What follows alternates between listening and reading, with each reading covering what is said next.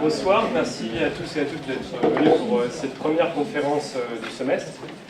Du coup, le thème d'aujourd'hui sera, comme vous avez pu le voir, les imaginaires.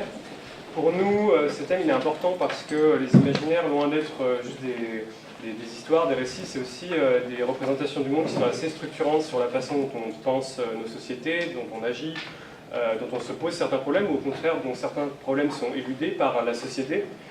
On a bien vu cet été, avec tous les événements et les chaleurs et le rapport du GIEC il n'y a pas si longtemps, que aujourd'hui il y a vraiment une urgence à agir pour amorcer une réelle transition vers un modèle réellement durable. Et donc il paraît un peu impensable en fait de faire cette transition sans pour autant questionner les imaginaires actuels et en produire des nouveaux.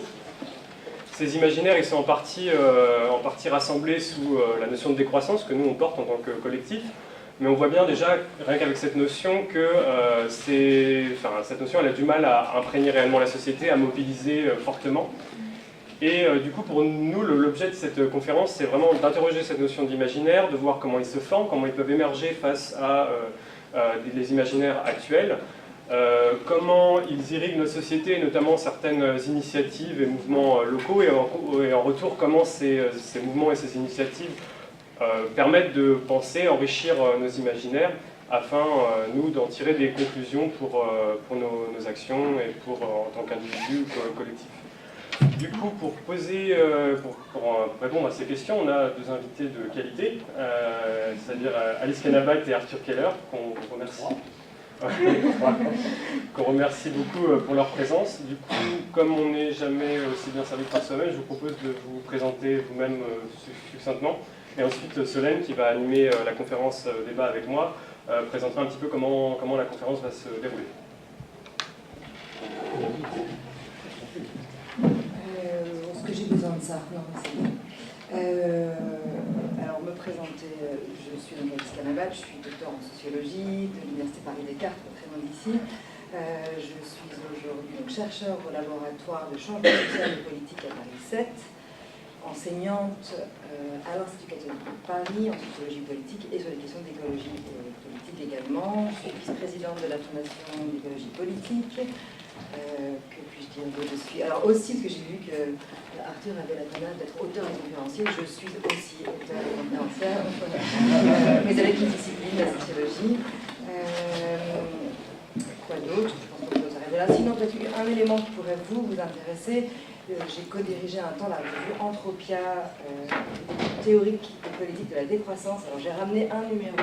Ils sont pour la plupart dorénavant en ligne. Vous pouvez les trouver, pas tous. Certains se commandent encore, c'est une revue papier. Mais il y en avait eu, on avait fait un numéro en 2010 qui s'appelle Territoire de la décroissance. Je me suis dit que c'était à propos au regard de vos objets.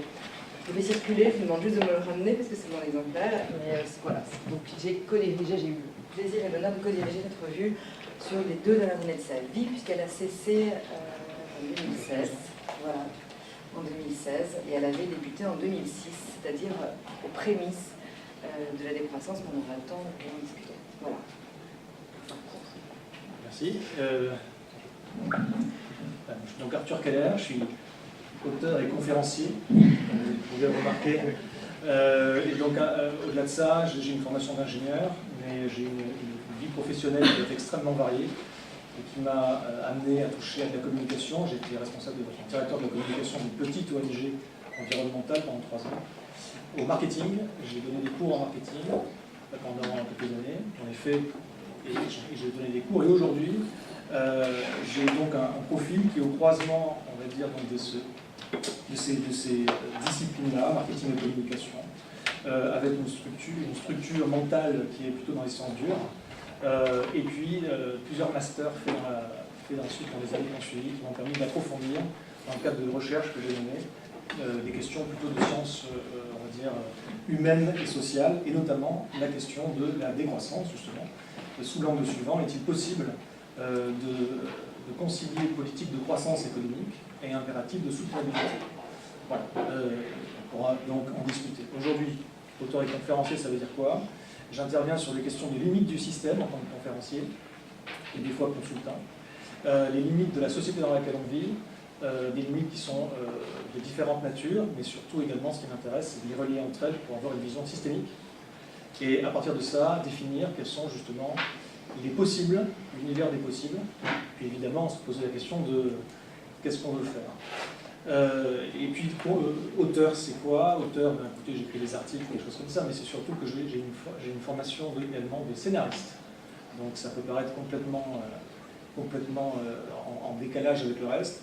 Ça l'était à la base, mais aujourd'hui ça l'est plus. Il y a une convergence justement des différents champs de compétences, parce que c'est très utile, comme on va le voir aujourd'hui, c'est le sujet, de savoir architecturer, développer, puis à la fin raconter des récits. Voilà. Merci beaucoup.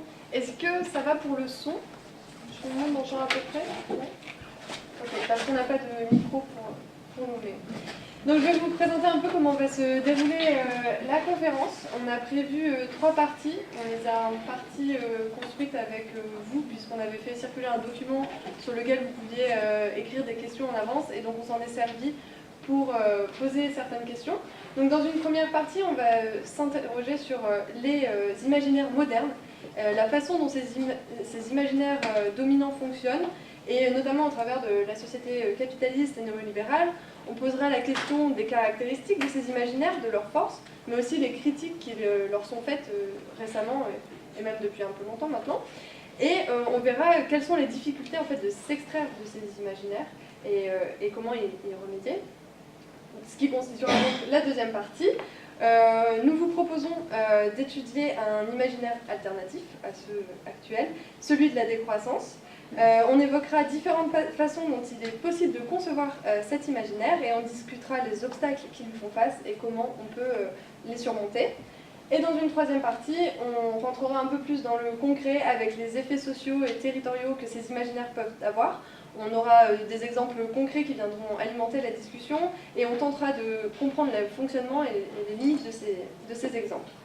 Donc le format de ces 3 premières parties, ce sera une question liminaire avec une réponse attendue en à peu près 5 minutes de chaque intervenant sur cette question. Plus ou moins, c'est 20% normalement. Et dans un second temps, on relancera avec certaines questions qu'on a déjà préparées au préalable. Et après, la 4e partie, ce sera un échange avec le public où vous serez invité à intervenir. Voilà, donc on va commencer avec la première partie. Donc on va commencer par la partie qui vise un peu à comprendre quels sont les imaginaires actuels. Donc du coup, en première question, on voit que notre développement actuel il est fondé sur un certain nombre d'imaginaires qui sont de plus en plus remis en question. Donc on aimerait bien que vous qualifiez un petit peu ces imaginaires et expliquer pourquoi aujourd'hui ils sont un peu remis en cause et par qui et pourquoi. Alors, en fait, je voulais faire un commentaire liminaire à vos questions liminaires. C'est qu'il faudrait bien s'entendre sur ce qu'on entend par imaginaire. Et peut-être que, de toute façon, vous allez le saisir pendant les 2 heures qui vont nous occuper, on n'a pas tout à fait la même notion, précisément parce que, je reprends les thèmes d'Arthur à l'instant, l'idée plutôt pour Arthur du récit, de la narrative, qu'il s'agit d'architecturer pour proposer, et donc pour, on va dire, draguer, glaner, je le dis très très sommairement. Moi, je m'intéresse aux imaginaires d'un point de vue castoriadien, c'est-à-dire ceux qui ne sont pas prescriptifs, mais qui sont à la base de l'auto-institution de la société. Donc déjà, on n'est pas tout à fait sur le même point, mais je pense que c'est justement là où c'est intéressant d'en débattre. Et donc, quand on parle d'imaginaire dominant, puisque c'est votre question,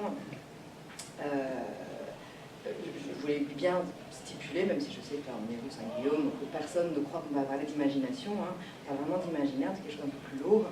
Castoriadis, pour ceux qui le connaissent, parle des imaginaires institués et des imaginaires instituants. Et donc c'est ça, donc, quelque part la réponse que je vais faire, c'est que il y a ce que Castoriadis appelle une signification de l'imaginaire central. Donc il y a des significations de l'imaginaire central, globalement des imaginaires institués qui nous préexistent, qui façonnent notre logiciel, on va dire, mental, mais social également. Et aujourd'hui, il y a un paradigme donc économiciste qui domine, donc c'est un paradigme, et avec tous les imaginaires institués qui s'y rapportent, qui finalement sont des déclinaisons de ce paradigme économiciste. Alors là aussi, par exemple, moi c'est vrai que je fais souvent appel, je compense rarement bien seul, donc je fais souvent appel à toute une série de copains, donc Castoriadis entre autres, mais pas que. Et Lewis Mumford avait parlé de méga machine. C'est assez intéressant cette idée parce que la méga machine, on voit bien cette idée d'organisation sociale qui finalement a une emprise, quasiment un empire sur nous, sur toutes sur les modes d'organisation en général, et surtout un certain type de rationalité. Et notre rationalité, donc quelque part, c'est pour ça que je me permets de circuler autour de la notion d'imaginaire, il y a une rationalité dominante aujourd'hui, c'est une rationalité techno-scientifique, on peut la qualifier comme ça, et économique, qui donne à la méga-machine une ampleur quasi inédite. C'est globalement ce que évoquait Arthur en introduction. Et le présupposé à tout cela, c'est la croyance dans le progrès. Il reste à savoir de quel progrès on parle. Et c'est ça, tous les imaginaires dominants que l'on va peut-être évoquer ci ou là. Quelque part, si je vais donner une ossature, c'est celle d'une croyance dans un certain type de progrès. Et d'ailleurs, cette idée s'est retrouvée ensuite. Elle a juste elle a juste changé de terme. On parle dorénavant de développement. C'est un type de développement, mais qui est sous-tendu aussi par une certaine rationalité, un certain type de rapport au progrès. Et donc l'imaginaire, quelque part, dominant, si c'était ça la question, et peut-être, je vais faire juste une insiste, c'est qu'il n'y a jamais aucun imaginaire qui soit absolu et terminal. C'est-à-dire que Serge Latouche dit que la méga-machine n'est pas un monstre en apesanteur. On peut s'en dégager. Il est juste solidement arrimé à nos significations imaginaires centrales. Et donc, voilà, une fois tout ça posé, on peut le qualifier, on peut dire que tous les avatars qui vont s'en suivre, ça va être des imaginaires qui vont beaucoup porter la question de la performance, de l'efficience, de l'utilité, du toujours plus, de la course à l'illimitation, mais tout ça on le connaît par cœur. Du progrès pour le progrès, de la technique pour la technique, c'est-à-dire finalement des choses qui au départ peut-être pouvaient sembler vertueuses, mais qui ont atteint, comme disait Illich, leur propre contre-productivité. Ils sont arrivés à un format, ils ont passé un seuil au-delà duquel ils s'inversent en finalité. On peut y trouver aussi éventuellement d'autres logiques, mais peut-être que je vais laisser la parole à Arthur. Ces imaginaires voilà, ont des avatars et ils ont des structures très solides, la modernité d'ailleurs, on pourrait en parler, et des avatars et des manifestations très quotidiennes qui s'y rapportent. Ok. Bon, il y a plein de choses en fait en commun dans ce que je voulais dire, donc c'est super. Même si je n'aurais pas utilisé forcément la même terminologie. Mais on est finalement assez d'accord sur le fait qu'il faut définir l'imaginaire et sur le fait qu'il y a des imaginaires qui sont présentés comme tels, sous la forme d'un récit, et qu'il y a des imaginaires qui sont tout à fait implicites, qui sont les plus pernicieux, j'ai envie de dire, c'est-à-dire ceux dont on ne se rend même plus compte, les prisons dont on n'a plus conscience. Donc, il y a ces deux déjà niveaux d'imaginaire, et puis il y a en réalité toute une ontologie, toute une gradation dans les imaginaires. Des imaginaires structurants, d'autres qui sont des sous-imaginaires, en tout cas des sous-cultures à certains imaginaires. Moi, je m'intéresse effectivement à une partie qui est assez précise aujourd'hui, qui est comment, dans l'état dans lequel nous sommes aujourd'hui, comment on peut fabriquer d'autres imaginaires et des contre-imaginaires, en l'occurrence. Quand je dis contre, c'est pas juste pour avoir une posture contre. Il s'agit aussi de proposer des choses, donc d'être également pour quelque chose, pas seulement contre. Quand je dis contre-imaginaire, c'est pour contrer l'emprise, effectivement, l'empire des imaginaires qui existent. Alors, aujourd'hui, la plupart des imaginaires qu'on a de l'avenir, par exemple, ce sont des imaginaires qui sont extrêmement jolis. Vous avez de belles images, extrêmement modernes, mais sous ces belles images, c'est totalement archaïque. Ce sont des prolongations d'idées qu'on avait déjà dans les années 30, pour la plupart, qui ont juste été rebooké, mais les imaginaires qui sont entretenus par nos élites économiques et politiques essentiellement, en fait les gens les plus influents, ceux qui mettent le plus d'argent sur la table pour développer justement des techniques, des technologies, des nouveaux usages, que sais-je, des sociétés, des entreprises. Ces gens-là ont des imaginaires de l'avenir qui sont puérils, on va dire, qui sont basés sur, effectivement, sur toujours plus, et qui sont basés sur des choses qui sont essentiellement très technologiques, c'est du gadget, voilà, c'est beaucoup de gadgets, mais ils ne se posent absolument jamais les questions de fond. Donc il faudra à un moment se les poser, et il faut notamment utiliser le récit, le storytelling, pour arriver à faire remonter dans le débat public, faire avancer la conversation citoyenne et publique et politique sur justement se reposer des questions de fond. Parce qu'on est arrivé à un moment, on est arrivé à un carrefour, je pourrais développer éventuellement, mais on est arrivé à des limites absolues, qui sont des limites tout à fait physiques de cette planète, pour la première fois dans l'histoire, où autrefois, quand on avait foutu en l'air un écosystème, on pouvait éventuellement se déplacer jusqu'à l'écosystème suivant, mais quand on a foutu en l'air la biosphère, on ne peut pas encore, en tout cas, se déplacer jusqu'à la planète suivante, et je doute que ça vienne. À partir du moment où on atteint cette limite-là, qui est la limite des limites, c'est la mère de toutes les limites, il y a effectivement un carrefour où il faut se poser des questions. Moi, j'ai envie de vous dire que le premier des imaginaires, à mes yeux, c'est pas celui de la croissance, mais encore plus avant, c'est l'anthropocentrisme. Je pense que c'est pas le sujet d'aujourd'hui, je ne vais pas développer énormément, mais je pense qu'à la base, déjà, on a un gros problème d'une obsession exclusive de l'homme pour l'homme. C'est le mot exclusif là-dedans qui me pose problème. Et je pense qu'on ne saura pas, on ne pourra pas, quand bien même nous créerions notre société, on ne pourra pas créer une société durablement stable et viable si on n'est pas, si on ne respecte pas des limites naturelles. Pour respecter ces limites, il faut les comprendre. Pour les comprendre, il faut s'intéresser au monde naturel et il faut le respecter. Donc je pense que quand on n'aura pas remis ça en question déjà à la base, aucun programme, aucun projet ne sera viable parce que le verre sera dans la pomme. Maintenant, mais ce n'est pas le sujet de ce soir. Pour moi, le plus gros, effectivement, le plus gros dans les imaginaires dominants d'aujourd'hui, bon, tu les as dit, hein, tu dis un imaginaire ou un paradigme économiciste, et puis tu as par ailleurs le technicisme. Moi, je vais vous parler de technicisme. Je vous renvoie à ça, éventuellement, si vous voulez regarder un petit peu là-dessus, à Jacques Ellul, qui est une de mes grandes références, je ne suis pas le seul, un grand monsieur. Et donc, le technicisme, c'est pas que moi, aujourd'hui, sur lequel je tire à boulet rouge, c'est pas juste, je ne suis pas technophobe. Le problème, c'est pas la technologie en tant que telle. Le problème, c'est l'idolâtrie de la technologie. C'est effectivement... Alors, le technicisme, c'est quoi? Ça recouvre pas mal de choses. Ça recouvre une idéologie, à côté, du sans limite. Le génie humain est sans limite. Partant, les problèmes, on saura toujours les résoudre. Parce que on a toujours réussi jusqu'ici, alors pourquoi ne réussirions pas, ce qui est déjà complètement faux. La croissance, dont on a parlé ce soir beaucoup, est une sous-partie de ce paradigme-là, notamment. La logique de croissance, le toujours plus, toujours en avant, vient du fait qu'on croit qu'il y a des limites. On croit que justement tout est possible. Parce que l'humain ne connaît aucune limite. Et que tout est question de volonté, bien sûr. Il n'existe pas de limite absolue dont on ne saurait s'affranchir. Le travail est vu comme une valeur dans ce monde. Celui qui ne travaille pas, c'est un glandeur, c'est un branleur. Quand je dis travail, je parle de l'emploi au final.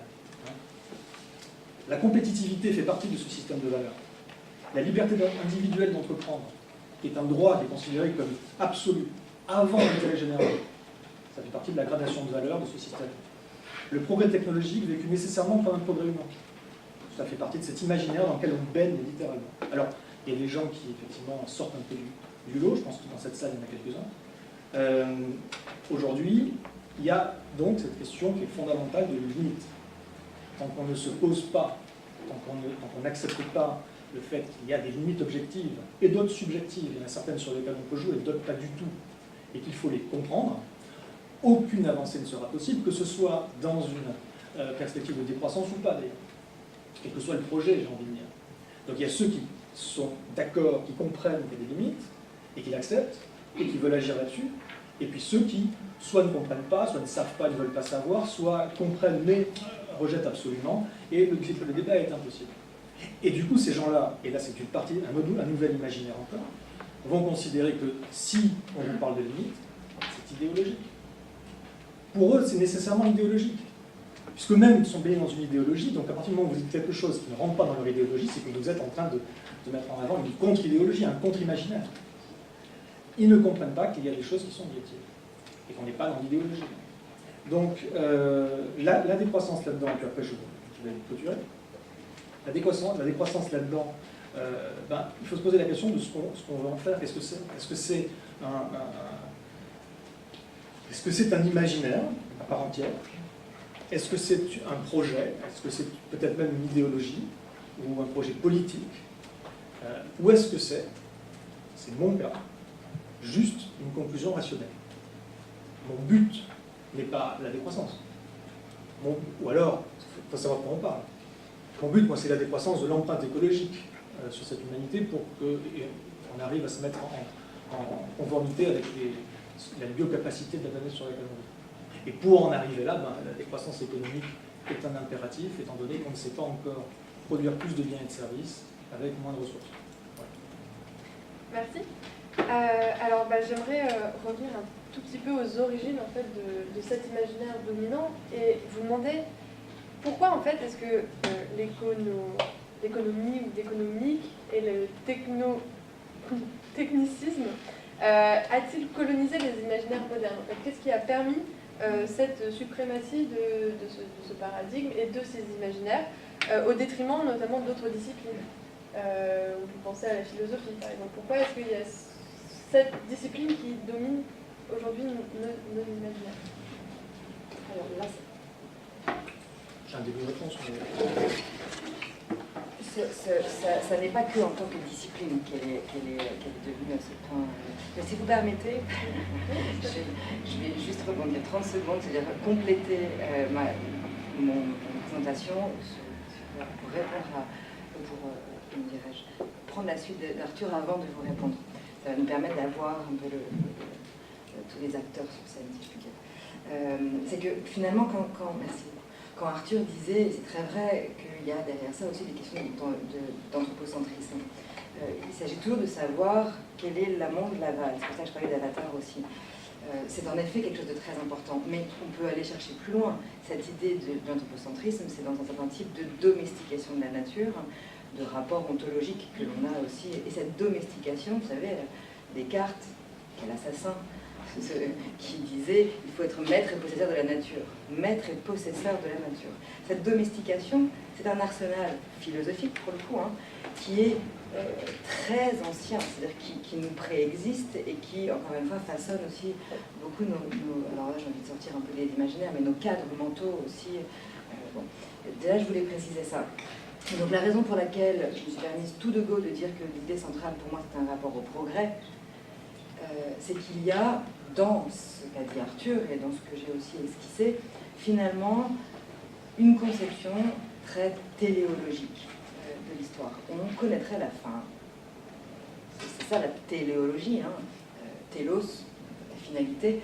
C'est-à-dire que finalement, le progrès, donc c'est pour ça que, je le dis souvent à mes étudiants, réfléchissons aux catégories que l'on crée. Il y a des pays développés, des pays en voie de développement, des pays sous-développés, et les pays les moins avancés par rapport à quoi? Par rapport à notre conception du progrès, du développement et du télos, c'est-à-dire d'une certaine avancée. Donc nous avons des âges, mais de la même manière que, je ne vais pas faire là-dessus, mais Comte a proposé des âges, Hegel a fait la même. Ce sont aussi certaines philosophies de l'histoire. Et nous sommes intriqués dans la nôtre, qui nous suppose que être développé, ça signifie répondre à toute une série d'éléments. Nous avons même des indicateurs très précis, le PIB, par exemple, qui par ailleurs a été construit à une époque quand même où on n'était pas dans la même époque, mais néanmoins.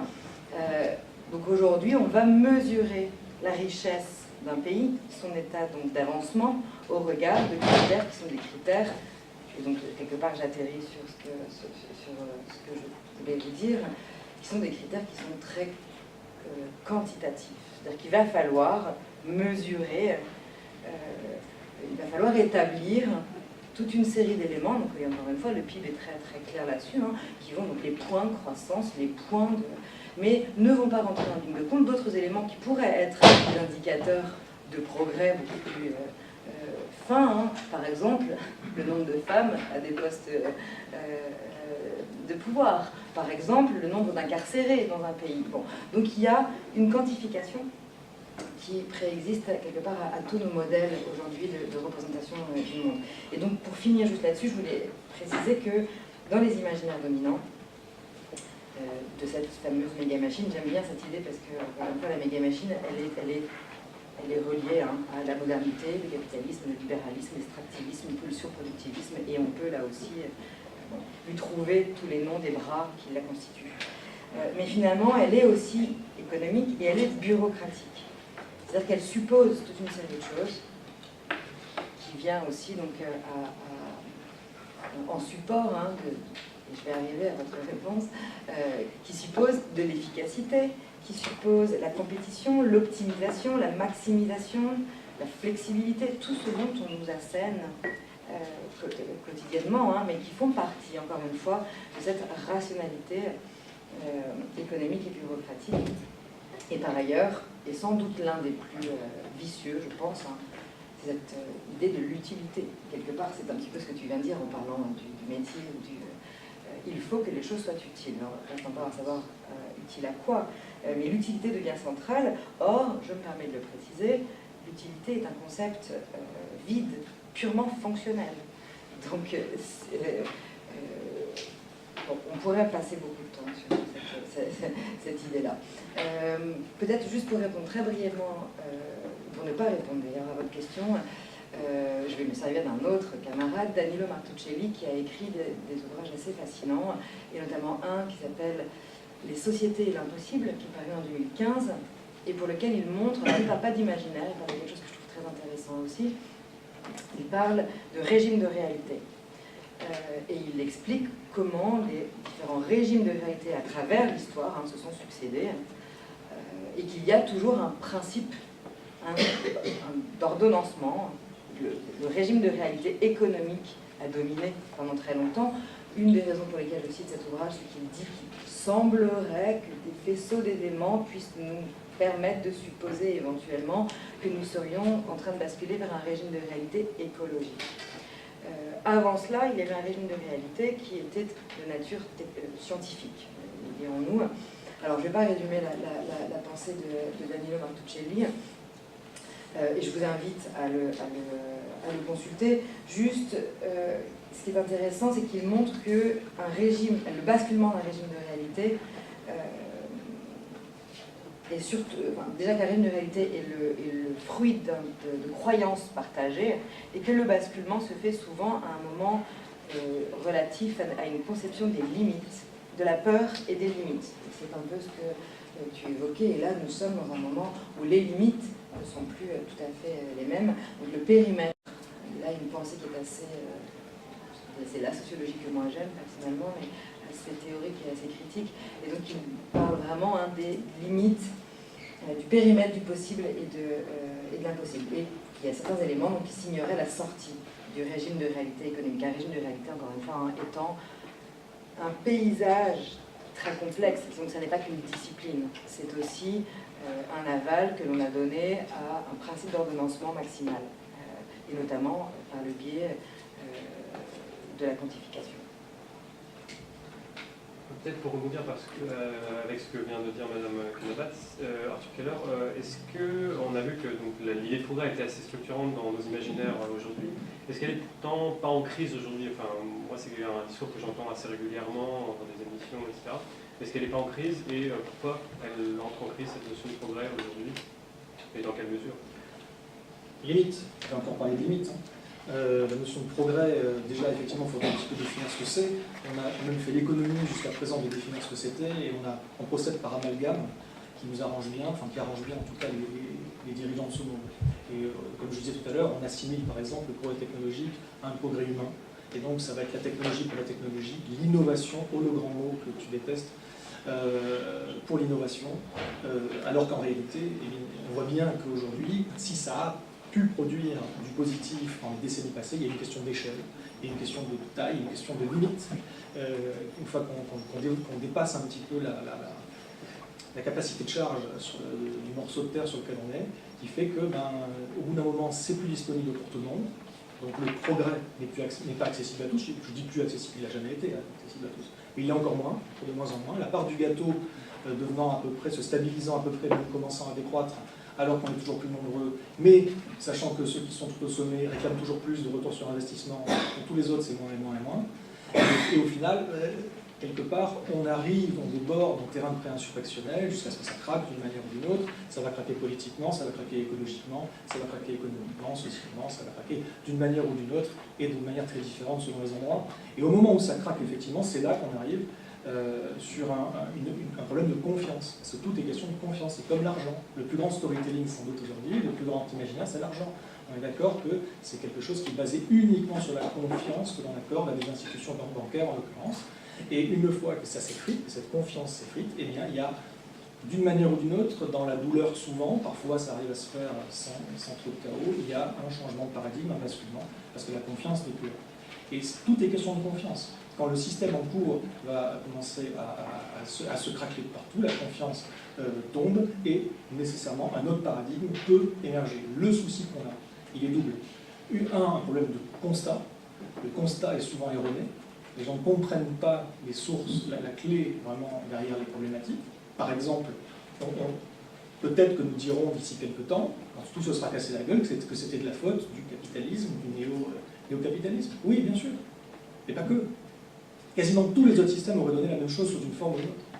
C'est une question de taille aussi. C'est-à-dire, la plupart des systèmes, ils fonctionnent en réalité quand ils sont à petite échelle. Mais quand on pousse la logique à une question de taille, donc on va tout mettre sur la gueule au néo-capitalisme, avec de bonnes raisons. Hein, mais de la même manière que lorsque l'Union soviétique s'est effondrée, on a tout mis sur le dos du communisme. Le communisme avait démontré que ça ne fonctionnait pas. Non, je suis désolé, ça n'a rien démontré du tout. Donc, il faut toujours ramener ces multifactoriels à une situation et à une échelle. Donc le constat, d'une part, est très difficile à faire. Ces multifactoriels, les gens vont regarder ce qui les arrange. Et ensuite, dans ce qu'on propose, et bien effectivement, à partir du moment où on va proposer où on va attendre qu'il y ait des véritables problèmes dans cette société avant de proposer une alternative, c'est ce qui se passe, hein, ce sont les alternatives les pires qui émergent dans ces moments-là. Parce que quand on attend, quand il est trop tard pour proposer un nouvel imaginaire, en général, il y a quelqu'un à ce moment-là qui arrive en disant je vous propose la sécurité si vous transigez sur la liberté. Ça s'appelle une dérive dictatoriale. Donc c'est ce qui va probablement se produire sous des formes diverses et variées. Je vous offre vite fait, je voudrais rebondir et essayer de répondre à la question que tu avais posée. En disant que pourquoi l'économisme tel qu'on le connaît aujourd'hui s'est aussi bien développé et quelque part est devenu le modèle dominant de pensée, c'est simplement parce qu'à la base, depuis très longtemps, on a cet imaginaire du toujours plus et de transcender les limites. Et il se trouve que la pensée néoclassique en économie, qui est une des différentes écoles, mais qui aujourd'hui est très largement l'école qui écrase toutes les autres et qui est présente au cœur de toutes les décisions des institutions, qu'elles soient politiques ou des grandes entreprises économiques, cette pensée néoclassique a permis ça. Elle a fait croire en tout cas que c'était permis. Donc déjà à la base, tu disais pourquoi il y a eu cette... pourquoi il y a une séparation avec la philosophie, je ne sais pas comment tu présentais ça. L'économie, à la base, est une branche de la philosophie. Mais par contre, à partir du 19e siècle, on a dit non, en fait, on est une science, on veut être une science, et on a commencé à mettre des équations là-dedans, et à parler un langage mathématique, et puis ça faisait très sérieux, du coup, les gens n'y paient plus que dalle, et du coup, ça a fait très, c'est formidable, ces gens-là ont l'air de savoir de quoi ils parlent. On nous a présenté des pontes sur du haut de leur piédestal. Qui sait dans cette salle que le prix Nobel d'économie, ça n'existe pas? Il y a quand même un certain nombre. Je dis pour ceux qui n'ont pas levé la main que, non, c'est pas un secret, mais je dis pour ceux qui ne savent pas, on nous présente chaque année des prix Nobel d'économie, alors qu'en réalité, il y a quelque chose qui s'appelle le prix de la Banque de Suède en sciences économiques en hommage à Alfred Nobel, dit communément le prix Nobel. Voilà, ce qui est une esbrouffe totale, puisque la Fondation Nobel a toujours refusé que l'économie soit appelée science économique et fasse partie de son périmètre. C'est une esbrouffe. On est dans une supercherie, dans une mythologie qui aujourd'hui confine à une religion, à partir du moment où, et je terminerai là-dessus, à partir du moment où il n'y a même plus véritablement de débat sur les sciences économiques. Jusqu'aux années 70, il y a eu, pendant à peu près un demi-siècle, il y a eu une espèce d'effervescence incroyable dans le domaine académique sur les théories économiques, où donc ça se contredisait, contre-contredisait, recontredisait, surargumenté, contre-argumenté, c'était très riche, c'était très utile. Depuis les années 70, il ne se passe à peu près plus rien. Aujourd'hui, c'est l'encéphalogramme de la grenouille. On a à peu près, on a moins de 1% des publications scientifiques, des publications en économie qui font l'objet d'une réponse et d'un débat, comme si l'économie avait tout compris et qu'il n'y avait plus rien à débattre. Donc c'est un appauvrissement vraiment par le bas. Et aujourd'hui, donc, ça n'est plus une science. Ça ne répond plus aux conditions élémentaires de rigueur qu'on peut attendre d'une discipline au sens propre premier du terme. On est vraiment dans la croyance. Et cette croyance, ben, nous arrange bien. Parce que cette croyance, elle fait l'économie de considérer les ressources ou l'énergie. Les ressources et l'énergie ne sont encore aujourd'hui incluses dans aucun modèle macroéconomique utilisé par nos institutions. Et donc, nos limites, les gars. Donc, à partir du moment où la théorie le dit, puis il y a des équations mathématiques partout, donc c'est prouvé. Oui, c'est prouvé, mais tout le monde a oublié que les hypothèses étaient complètement déconnantes. À partir du moment où cette théorie valide, forcément, ça devient un récit, et aujourd'hui, c'est tellement infusé partout un imaginaire dominant, parce que ça arrange tout le monde d'y croire. Mais on est donc juste avant que ça bascule. Dernière petite question, je pense avec une réponse assez rapide, pour tienne le temps avant la deuxième partie. Vous avez montré en fait qu'aujourd'hui notre imaginaire capitaliste est assez résistant malgré ces limites qui commencent à devenir un peu pressantes et qui commencent à effriter un petit peu ce modèle. Est-ce que la résistance de ce modèle-là, elle ne provient pas du fait de la capacité de ce système capitaliste à récupérer les critiques qui lui en sont faites? Je pense notamment à l'analyse de Ciapello et Boltanski dans le nouvel esprit du capitalisme, qui explique que voilà, à travers l'âge, le capitalisme a su rebondir sur les critiques qu'ils lui ont faites pour en fait se renforcer. Peut-être Alice Kanabat. C'est atroce parce que j'ai encore envie de réagir. Non, je voulais juste préciser, si vous permettez, que il existe aujourd'hui, c'est le même débat, hein, beaucoup de ce qu'on appelle les économistes hétérodoxes, et c'est d'ailleurs assez intéressant encore, parce que l'orthodoxie, donc ce serait la droiture, et puis les hétérodoxes, ce sont les farfelus, mais en fait, les économistes hétérodoxes revendiquent le droit, un droit qui est celui qu'indiquait Arthur, hein, de réintégrer l'économie là où elle est, c'est-à-dire une science sociale. Et d'ailleurs, au lycée, quand vous faites ES, sciences économiques et sociales, souvent on me dit qu'ils ont fait de la sociologie, non, elles sont recodées. Donc juste dire que l'économie en soi, n'est pas quelque chose de négatif. Juste, l'histoire a voulu qu'on a préféré des récits, pour le coup des propositions théoriques plus optimistes, Adam Smith, que pessimistes. Malthus ont préféré des éléments qui nous semblaient peut-être bons. Donc il y a eu ça, mais ça pouvait se comprendre. Et en soi, la discipline, c'est-à-dire au sens strict, c'est-à-dire une certaine façon d'essayer de déchiffrer le monde, elle n'est pas négative en soi. Ce qui est négatif, c'est toujours une question de taille, une question d'amplitude. Et là-dessus, je me permets de stipuler un très bon auteur, Olivier Rey. Mais bon, tant qu'à faire, autant qu'on soit plusieurs à...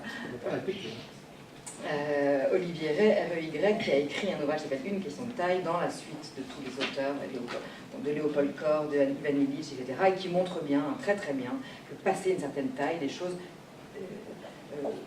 mutent en substance et donc deviennent vicieuses. Et quelque part, aujourd'hui, c'est pour ça que je parlais de paradigme économiciste, c'est-à-dire que c'est une économie qui a enflé, mais comme le bœuf, qui va exploser, c'est-à-dire que... la grenouille, je ne me rappelle plus bien de La Fontaine là-dessus.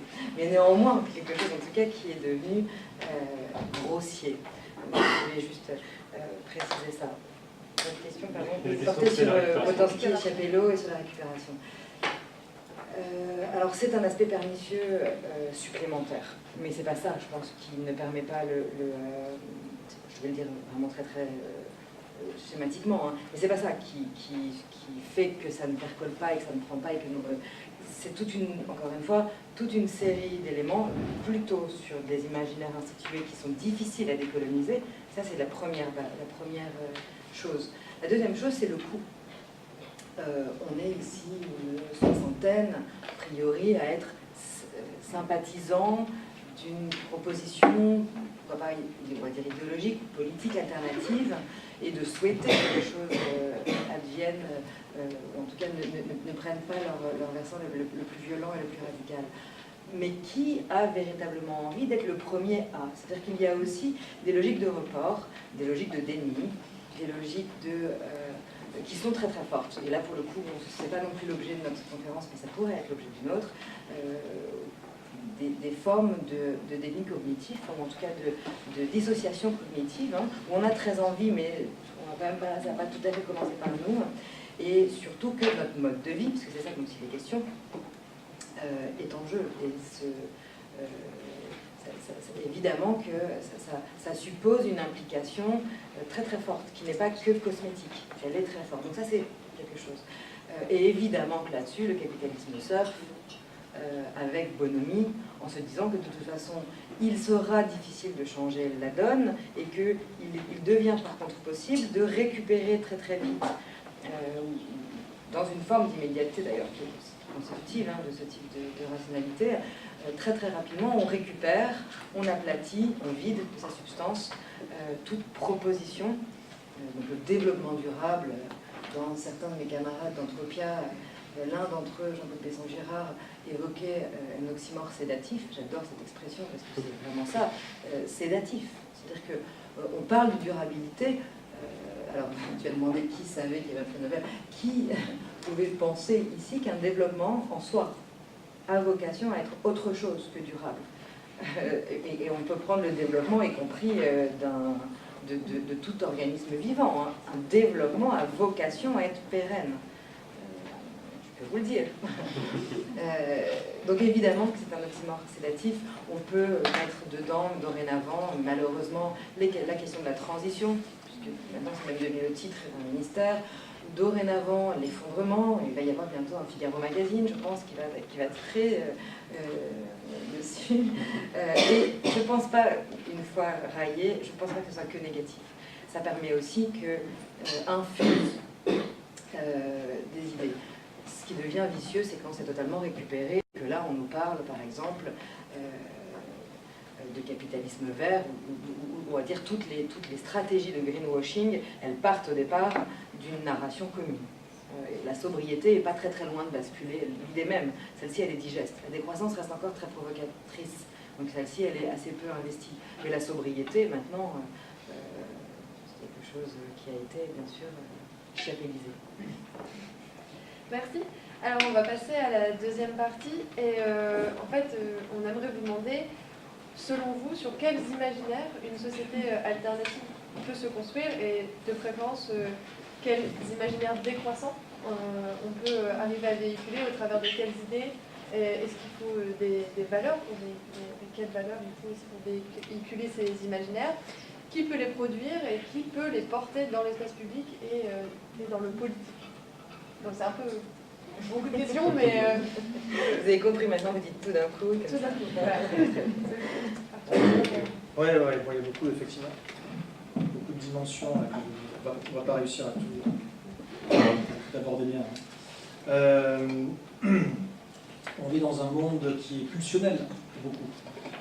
Sur le plan psychologique, si on regarde la topique de Freud, je ne dis pas que c'est l'alpha et l'oméga, mais juste si on regarde ce modèle-là, on va avoir un ça, la partie pulsionnelle, vraiment de base, et puis il y a un surmoi qui surveille, qui fait non, attends, tu ne peux pas te conduire non plus comme un animal. Il faut rajouter là-dessus des surcouches qui fait que socialement tu te conduis bien, etc. Et donc au final ça donne un moi, son soi social, bon, je schématise énormément, évidemment. Et ben, c'est un peu pareil sur cette société, sauf que la société elle n'a pas de surmoi, elle a plus sûrement, on émousse le surmoi. Et on est en train d'encourager l'expression des pulsions les plus basses de cette société depuis le haut, c'est-à-dire qu'il y a eu des tentatives de philosophes, de penseurs pour essayer d'amener un petit peu, d'élever un petit peu les choses. Mais aujourd'hui, le problème justement de ces imaginaires qui sont dominants, c'est qu'ils permettent en tout cas de penser que l'on peut ne pas avoir à se raisonner et qu'on peut se laisser aller à ces pulsions. Moi, en 2000, je ne suis pas anthropologue, mais en 2000, je suis allé au fin fond de l'Amérique centrale à la rencontre d'Indiens qui, jusqu'à l'âge de presque 20 ans, n'avaient jamais vu un blanc de leur vie. Des gens qui vivaient avec un ou deux t-shirts, mais sinon, vraiment sur la terre, dans des maisons construites en terre et en bois, et puis qui n'avaient absolument pas d'électricité. mais ils avaient du coca. Ils voulaient du coca. Et le coca est absolument partout. Pourquoi le coca est absolument partout? Parce que c'est bon. Hein. Enfin, je veux dire, certains peuvent ne pas aimer, mais c'est parce que c'est bon. Voilà. Et vous savez pourquoi les modèles dominants sont dominants aujourd'hui? Parce qu'ils sont bons. Parce qu'on les aime, la plupart d'entre nous. Il y a des exceptions, bien sûr. Parce qu'ils sont bons. Parce que c'est tous tes rêves sont possibles. Vas-y, nos limites. Donc. Tous tes rêves sont possibles. Donc, on est face à ça. Alors, comment tu fais face à ça? C'est très compliqué et je ne pense pas aujourd'hui qu'il y ait une réponse absolue parce qu'il y aurait des faudrait que, ça je peux en sortir des faudrait que. Mais comment tu fais en sorte que? Voilà, ça c'est aussi une autre question. Évidemment, il faut reposer, il faut faire avancer la conversation. Donc, moi, ce sur quoi je travaille, c'est essayer, de proposer des imaginaires, des récits pour inspirer les gens et pour équiper les gens d'arguments, d'idées, de ce qui peut être fait, comment on peut décroître ensemble, pour que ces gens ensuite se sentent un petit peu empowered, en anglais, en capacité, comme disent je crois les Québécois, et que plus il y a de gens qui sont en capacité, plus il y en a qui vont faire des choses, plus il y en a qui vont avoir des conversations dans leur entourage, personnel, professionnel, etc. Et plus ça va faire coller dans la société. C'est à peu près tout ce qu'on peut faire, je trouve, aujourd'hui, c'est déjà énorme, et c'est un énorme chantier. Mais donc, s'il y en a parmi vous, c'est quoi la question exactement? C'est comment on fait pour... sur quels imaginaires on peut bâtir et qui les porte. Et alors après, qui les porte? Voilà. Qui les porte, j'ai envie de dire que tous sur le pont, parce que chacun à son niveau, on a un pouvoir, des talents, des compétences, ou simplement du temps, peut-être pour certains, à apporter, et après tout sur le pont. Donc, au niveau, je pense qu'il faut, dès qu'on peut faire, il faut faire. Parce que le meilleur storytelling, c'est le storytelling par l'exemple. Par l'exemple et l'exemplarité. Donc, si vous pouvez faire même petit, faites petit. Si vous pouvez faire collectivement, parce que tout seul vous ne pouvez pas, faites collectivement. Montez un projet et communiquez sur ce projet. Faire en sorte qu'il soit connu et peut-être qu'il fasse des émules. Tous les projets qu'on peut mettre en place, projets de décroissance, il y en a un paquet. Tous les projets, il faut qu'ils aient une dimension, je pense, sociétale, systémique. Je veux dire par là, c'est qu'il faut qu'ils prennent en compte comment ils vont interagir avec le reste du système. Si c'est juste, je fais mon petit kilo chez moi, de mon côté, et puis je vais me faire mon petit jardin en permaculture, et puis je vais être super décroissant, et puis les autres, je les emmerde. D'une part, je doute que ce soit très viable et résilient sur la durée. Et d'autre part, j'ai envie de dire, ça ne sert à rien, c'est un peu égoïste. Essayez de créer là où vous êtes, parce que ça va, de toute façon, cette société va se relocaliser d'une manière ou d'une autre, ça va se simplifier, mais faites là où vous êtes des réseaux. C'est plus facile à certains endroits qu'à d'autres, évidemment, selon de quel bord politique sont les élus, etc. Mais en tout cas, essayez de mettre en place des réseaux de solidarité, d'entraide, de complémentarité au niveau territorial. C'est là que ça va se jouer dans les prochaines décennies. Pour que tout ça soit possible, c'est bien gentil, mais il faut donc avoir des moyens et puis peut-être avoir accès à de la terre ou des choses de cette nature-là. C'est pas évident. Donc là, il y a encore des storytelling à construire, des récits à l'intention des élus, pour qu'il y ait de plus en plus d'élus. Je parle d'élus locaux, je ne parle pas des ministres et monsieur le Président, je parle des élus locaux pour qu'ils ouvrent l'accès, qu'ils prêtent, qu'ils donnent des terrains, qu'ils louent, je ne sais quoi, pour qu'il y ait de plus de gens qui lancent des projets, entre guillemets, alternatifs. Mais bon, voilà, on lutte effectivement contre un mastodonte, donc je terminerai sur une chose. Pour moi, il y a deux postures majoritaires. La posture qui considère qu'on peut changer ce modèle. On peut changer tout l'imaginaire, le faire évoluer, et je pense que c'est possible si on a 250 ans devant nous. Voilà, je pense que c'est quelque chose d'assez lent. Je pense qu'on peut faire changer, peut-être par à-coups et par salutations successives, on peut faire changer ce modèle, mais en général, on ne peut pas engager le changement sous le seul angle sous lequel il faudrait l'engager, qui est l'angle systémique, transverse, tout en même temps.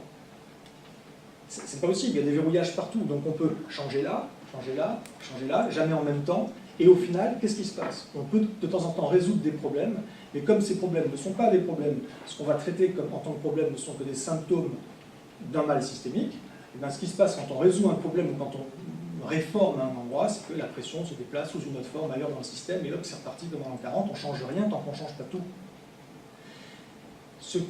Donc, imaginons même qu'on arrive à faire ça au niveau d'un pays. Imagine qu'on arrive à mettre au pouvoir quelqu'un qui va d'un seul coup dire on va tout changer et que miraculeusement le Sénat et l'Assemblée générale disent allez go, on y va. Voilà. Imaginons. Mais un pays tout seul ne peut rien faire. Je veux dire, s'il tire une balle dans le pied, s'il décide de mettre en place un projet décroissant, dans un monde qui lui va continuer sur sa lancée folle, il va complètement être anathématisé et détruit finalement par ça. Donc on peut rien, une fois de plus, rien ne peut changer si tout ne change pas, au niveau global. Je vous encourage donc à opter pour une seconde voie.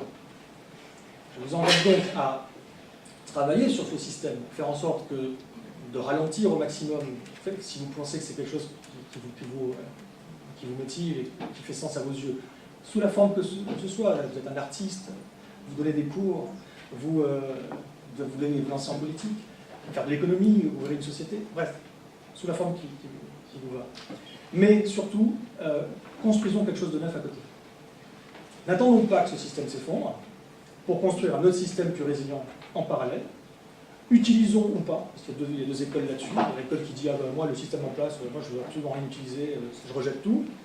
Une autre école qui dit ben, moi je vais utiliser les ressources de ce système, même des financements de la part de multinationales, si elles sont assez connes pour donner, pour construire mon truc. Voilà. Deux façons de voir les choses différentes. Une fois de plus, ne posons pas les deux. Les gens qui sont dans ces deux écoles-là se tirent dans les pattes. « Ah, mais pourquoi, regarde, il s'est fait financer je ne sais quoi par Carrefour. » Qu'est-ce qu'on en a à foutre? Évidemment, c'est simpliste ce que je dis, parce qu'il y a plein de dérives, c'est pernicieux, il y a plein de nuances à apporter à ce que je dis. Mais globalement, parce qu'on n'a pas le temps d'être plus nuancé, globalement, tout est bon à prendre pour engager la construction en parallèle de ce monde, d'un monde nouveau, basé avec donc des nouvelles bases idéologiques, des nouveaux imaginaires.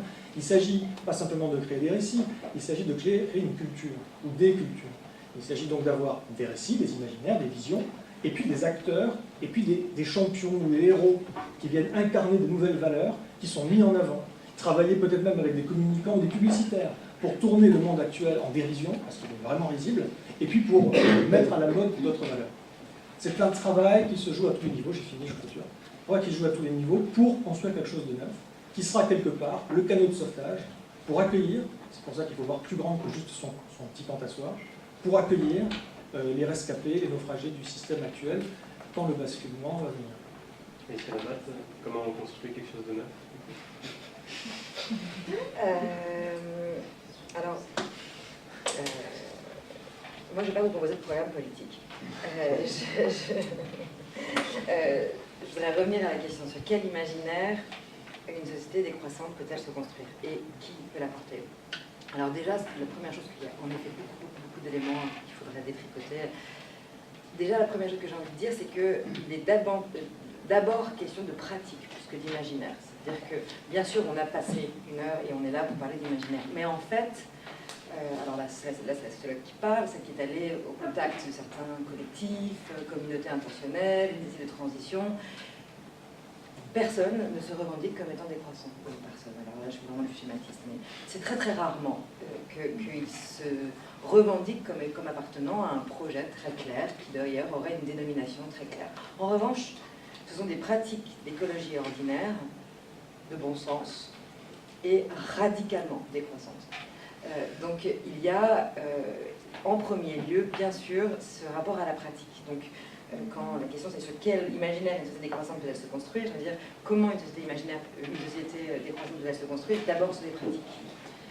Et les pratiques, c'est très concret, c'est ça qui fait changer un rapport aux choses très globalement. Hein. Et ces pratiques, elles sont très claires, je peux les lister. Il y a un arsenal de pratiques qu'on retrouve dans certains types, en tout cas moi c'est ce sur quoi j'ai travaillé, alors là je vais me permettre tout de même de faire un peu d'autopromotion et surtout de faire circuler en fait, parce que celui-ci porte sur les imaginaires mais c'est peut-être moins, en revanche pour celui-là, Moi, je ne suis pas allée en Amérique latine, mais je suis allée en Espagne, en Grèce, au Portugal, au moment où il y a eu, donc je situe juste très brièvement, juste après la crise de 2008, où dans ces pays se retrouvaient dans une situation, alors j'ai envie de dire, de décroissance subie, d'austérité, pour voir ce qui pouvait émerger en termes d'initiatives. C'était une commande du Parlement européen, des Verts au Parlement européen, qui souhaitaient savoir ce qui pouvait émerger. Et j'ai écrit un chapitre d'ouvrage sur les mythes les récits de la crise, mythes et réalités de la société contemporaine, notamment sur ces formes de communauté. Bon, voilà. Et également, là, si vous avez envie de faire cette ça s'appelle Espace public et reconstruction du politique, parce que précisément, ce que je vais expliquer là, c'est que moi, je ne crois pas au prescriptif, je crois que ce sont des dynamiques subpolitiques, comme dit Ulrich Beck.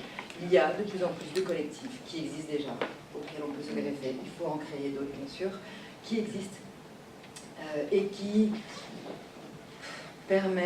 pourraient permettre, par fonctionnement un peu rhizomique, de créer les conditions d'une société décroissante, précisément par leur convergence de pratiques.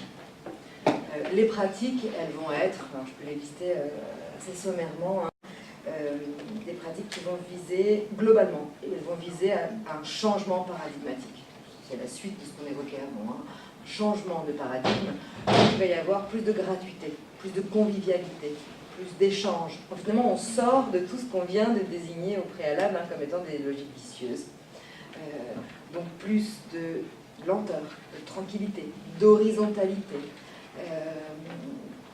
de partage, encore une fois. Donc ça va se traduire par des monnaies parallèles, par des systèmes locaux d'échange, par des jardins partagés, par des ressourceries, des recycleries, bon, ça vous connaissez tout ce genre de choses. Et donc c'est ce qu'on va appeler des initiatives de transition, que moi j'aime bien dénominer comme étant des communautés intentionnelles, parce que les communautés des années 70, c'est donc des communautés de vie, elles sont quasi terminées. En revanche, on trouve aujourd'hui de plus en plus de communautés intentionnelles, c'est-à-dire des collectifs d'individus qui ont une intention commune. Alors, dans l'ouvrage qui circule sur la construction du politique, je me suis risquée à le qualifier. Je pense que ce sont des projets qu'on peut appeler post-développementistes. Précisément, pour toutes les raisons qu'on a évoquées avant, parce qu'elles cherchent à dépasser ce type de développement et à proposer un autre rapport au monde, d'autres principes de coexistence, d'autres principes d'organisation, et on va y retrouver la permaculture, encore une fois, l'agroécologie, les systèmes locaux d'échange, en tout cas des pratiques. Donc, c'est déjà le premier élément de ma réponse. Sur quel imaginaire une société peut-elle se construire? Sur un imaginaire qui réinstitue le faire. Le pragmatisme, puisque finalement, au regard de tout ce qui va probablement nous venir et qui peut possiblement, voire très probablement être assez violent, seules les pratiques vont modifier la donne. Donc c'est ce sur quoi, moi je l'ai constaté, ils se basent. D'ailleurs très souvent, quand je venais en disant je m'intéresse, nous on ne propose rien. Ce qu'on veut, c'est établir, instituer du neuf. Donc je pense que déjà, il faut s'intéresser beaucoup aux pratiques. Et surtout parce que des pratiques qui se trouvent ici, qui se retrouvent là. C'est en tout cas mon cheval de je sais que les autres, parce que je serais ostracisée. D'autant qu'il y en a une qui est donc aux presses de Sciences Po, mais ceux-là peut-être vous les connaissez. C'est une pratique. Pardonnez-moi. Les pratiques. Parce que quand on retrouve ci et là, et encore là, et encore là, des pratiques communes que l'on va pouvoir considérer être convergentes, on peut peut-être, la sociologue que je suis en tout cas, peut commencer à se demander s'il n'est pas question d'un phénomène émergent, c'est-à-dire véritablement d'une capacité pour des collectifs de auto-altérer la société. Et c'est ça, moi, qui m'intéresse véritablement. Ce n'est pas des imaginaires, comme je le disais en préambule, mais je le répète là, prescriptifs. Je veux pas qu'on m'explique comment il va falloir que j'agisse.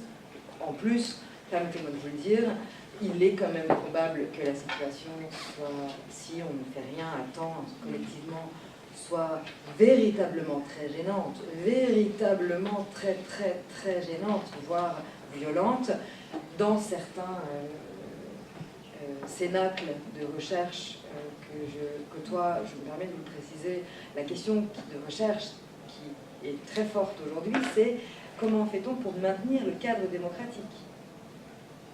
C'est à peu près le niveau, c'est-à-dire le maintien d'un cadre démocratique dans une situation d'effondrement. Comment fait-on pour maintenir les conditions d'un cadre démocratique? Ça montre à peu près l'ampleur des dégâts face auxquels on va peut-être devoir faire face. Résultat, je ne crois pas, mais pas du tout, au prescriptif. Je ne crois pas en fait, qu'on puisse nous expliquer comment il va falloir procéder. Ou alors, ce serait ce qu'on appelle un écofascisme. On serait, certains adorent, un palais des Khmers vert. Bon, on pourrait expliquer dorénavant comment il faut procéder. Moi, je crois davantage à une écologisation de la société, c'est-à-dire à notre capacité, aux capacités des collectifs à, je le répète, auto-altérer une société, c'est-à-dire à modifier ses cadres. Aucune valeur, aucune norme ne provient d'autre chose que de nous-mêmes, de notre capacité à les instituer. Et ces pratiques, moi, elles m'intéressent à cet égard. C'est que si ce sont des pratiques que l'on retrouve abondamment, eh bien, on peut peut-être commencer à avoir éventuellement un début de confiance du fait que se joue quelque chose. Voilà. Et enfin, peut-être juste sur qui peut les produire. Bon, remarque, quelque part, je l'ai dit, qui peut les produire, je pense qu'il faut vraiment parier sur cet aspect, encore une fois, je vais le dire juste comme ça. Alors là, j'ai parlé d'espace oppositionnel, parce que je pense d'espace public oppositionnel, mais qui est une notion de Oscar Nett. J'aime beaucoup la théorie critique. Je pense que c'est la seule qui permet de penser les possibles, et d'ailleurs. C'est en tout cas, c'est par le bas que les choses vont être impulsées. Alors c'est l'empowerment, c'est les capacités que tu évoquais, hein, mais en tout cas, ce sont des éléments qui sont, je le répète, subpolitiques. C'est-à-dire que finalement, toutes ces initiatives de transition qu'on peut retrouver, même celles qui se déclarent explicitement apolitiques, en fait, elles sont mais intrinsèquement politique. Et je pense que c'est là. Qui peut les produire et les porter? C'est là, et c'est nous, si nous y abondons également. Tout à l'heure, vous vouliez réagir? Ouais, je vais faire en mode bullet point, mais je vais quand même dire un certain nombre de choses. Tu parles de théorie critique, c'est très intéressant. Il faut quand même dire une chose, je ne sais pas ce que tout le monde le sait aujourd'hui, ici. Il y a effectivement deux visions qui s'opposent. C'est notamment une notion qui est très présente dans les relations internationales, entre la théorie critique d'une part, et le problem solving, la résolution de problèmes. C'est deux façons de voir le monde. Aujourd'hui, notre monde entier, ça encore, c'est culturellement extrêmement puissant chez nous, dans notre éducation, dans la façon dont on est câblé collectivement et socialement et culturellement. On est dans des solutionneurs de problèmes. C'est un petit peu une approche ingénieure, une approche en tout cas très technocrate. Donc on a un problème, comment on fait pour le résoudre? Mais en réalité, ça confine à quoi cette logique-là? Ça confine à vouloir maintenir un système. C'est-à-dire, grosso modo, résoudre les problèmes quand ils se posent, ça veut dire résoudre les petites blessures de ce système quand il est malade, pour qu'il puisse continuer plus longtemps. C'est exactement ça ce que ça veut dire. Et la théorie critique, à côté de ça, c'est plutôt comment on va remonter aux causes primaires et voir où sont non pas, et non pas faire du curatif, mais plutôt du préventif, et de dire comment on change le système pour que ça ne se reproduise plus.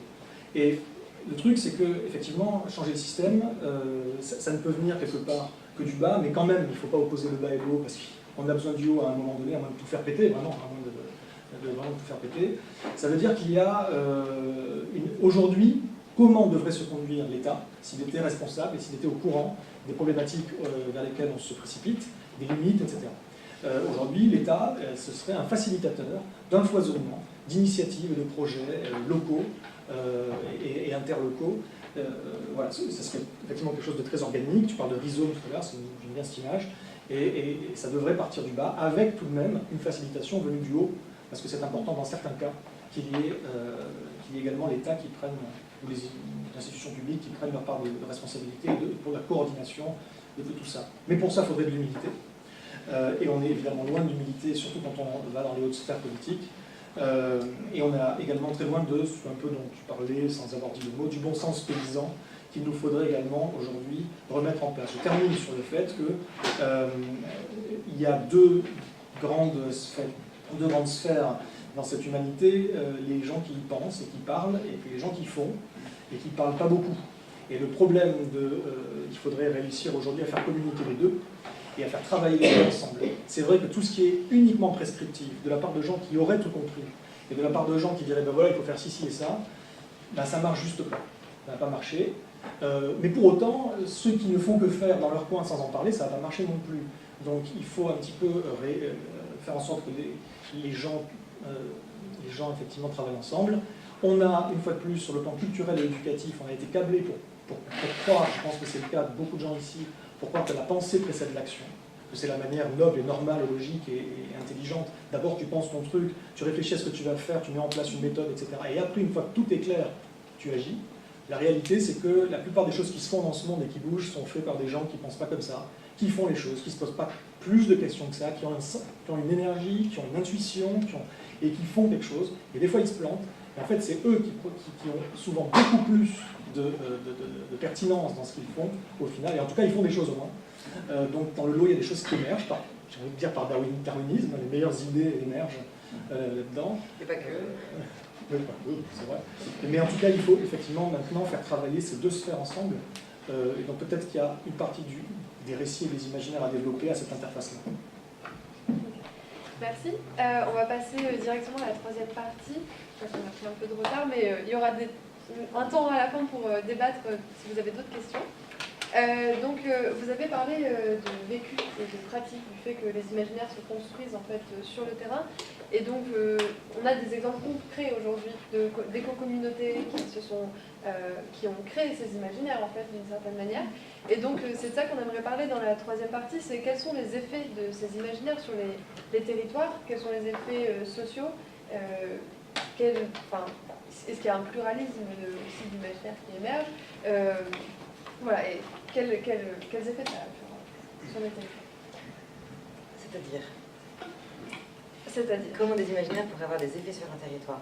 Est-ce que c'est les territoires, est-ce que c'est les initiatives et les pratiques qui créent ces imaginaires, ou est-ce qu'il y a aussi un effet performatif des imaginaires sur ça? Oui, alors, donc je vais répéter ce que j'ai dit préalablement. Je pense que il y a une série... Alors, le territoire est un enjeu central aujourd'hui, je vais commencer comme ça. Le territoire est un enjeu central aujourd'hui à divers égards, et les initiatives qui émergent sont toutes attachées à un certain type de rapport au territoire, notamment parce que ça va se traduire par une amplification des circuits courts, par un retour à de la décence dans toute une série. Donc encore une fois, il y a un arsenal. C'est pour ça que je suis toujours un peu troublée par votre usage des termes imaginaires. C'est qu'il y a une volonté, alors, moi aussi je vais utiliser des mots de dissidence très très clairs. C'est pour ça que je parle de projet post-développementiste. Il y a une volonté de dissidence et d'extraction pour l'ouvrage franco-allemand qui paraît. C'est un chapitre que j'ai fait sur une initiative en particulier qui est la coopérative intégrale catalane. Elle est totalement hors système et elle est totale, intégrale. Donc, ceux qui ne la connaissent pas, je vous invite à regarder un petit peu, c'est assez impressionnant. Donc il y a toujours au cœur de ces recompositions, de ces compositions, parce qu'il ne faut pas non plus croire que ce soit toujours ces initiatives ou ces éco-communautés. Il faut regarder la sociologie aussi, la sociographie même quasiment de ces communautés. De temps en temps, ce sont juste des gens qui veulent réinstituer du bon sens. Alors le bon sens paysan, je ne sais pas, mais du bon sens, c'est-à-dire du redimensionnement, du suffisant. Enfin, je veux dire, je donnais cet exemple ce matin à mes étudiants en leur disant, maintenant quand je m'installe, quand je déménage, j'arrive dans un immeuble, quasi systématiquement, mais c'est du bon sens, c'est même pas politique, ça l'est en fait, mais pas tant que ça au départ. Je regarde combien d'inscrits, de box Wi-Fi il y a, et je me dis, ce serait stupide de prendre un nouvel abonnement avec encore une série d'ondes, etc., alors qu'il y a déjà de disponible et de suffisant pour nous tous. On n'a pas besoin, on peut le partager, on va tous pouvoir regarder notre film le soir et tous pouvoir répondre à nos mails. Donc il y a d'abord un principe de redimensionnement, de décence, de suffisant, qui est, je pense, à la base de création d'éco-communautés. Et donc, résultat, la question du territoire, elle est toujours centrale parce que, je ne sais pas si vous le savez, mais aujourd'hui, un yaourt, quand vous le mangez, il a fait 7000 km entre sa fabrication et sa distribution, 7000 km. Ça peut donner envie, en termes de bon sens, d'avoir un yaourt fait sur son territoire, c'est-à-dire de revenir aussi à une série d'acteurs locaux. Donc, et puis le territoire devient aussi, je peux vous décliner, un enjeu, pour le coup, politique aussi très fort, et on peut penser aux luttes contre les grands projets inutiles imposés, aux ZAD, qui sont aussi des expressions de cette volonté de reprise, ou de lutter contre la déprise d'ailleurs des territoires. Donc en cela, il y a un effet. Après, dans quel sens, je l'ignore, je pense que c'est plutôt les territoires qui agissent en fait sur cet aspect aussi. On territorialise la transition. Elle ne peut être d'ailleurs que territorialisée. Après, restera à savoir... voilà, je ne sais pas si je réponds à votre question.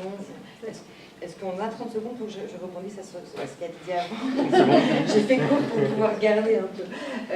Non, je voulais juste revenir 30 secondes sur ce qu'a dit Arthur.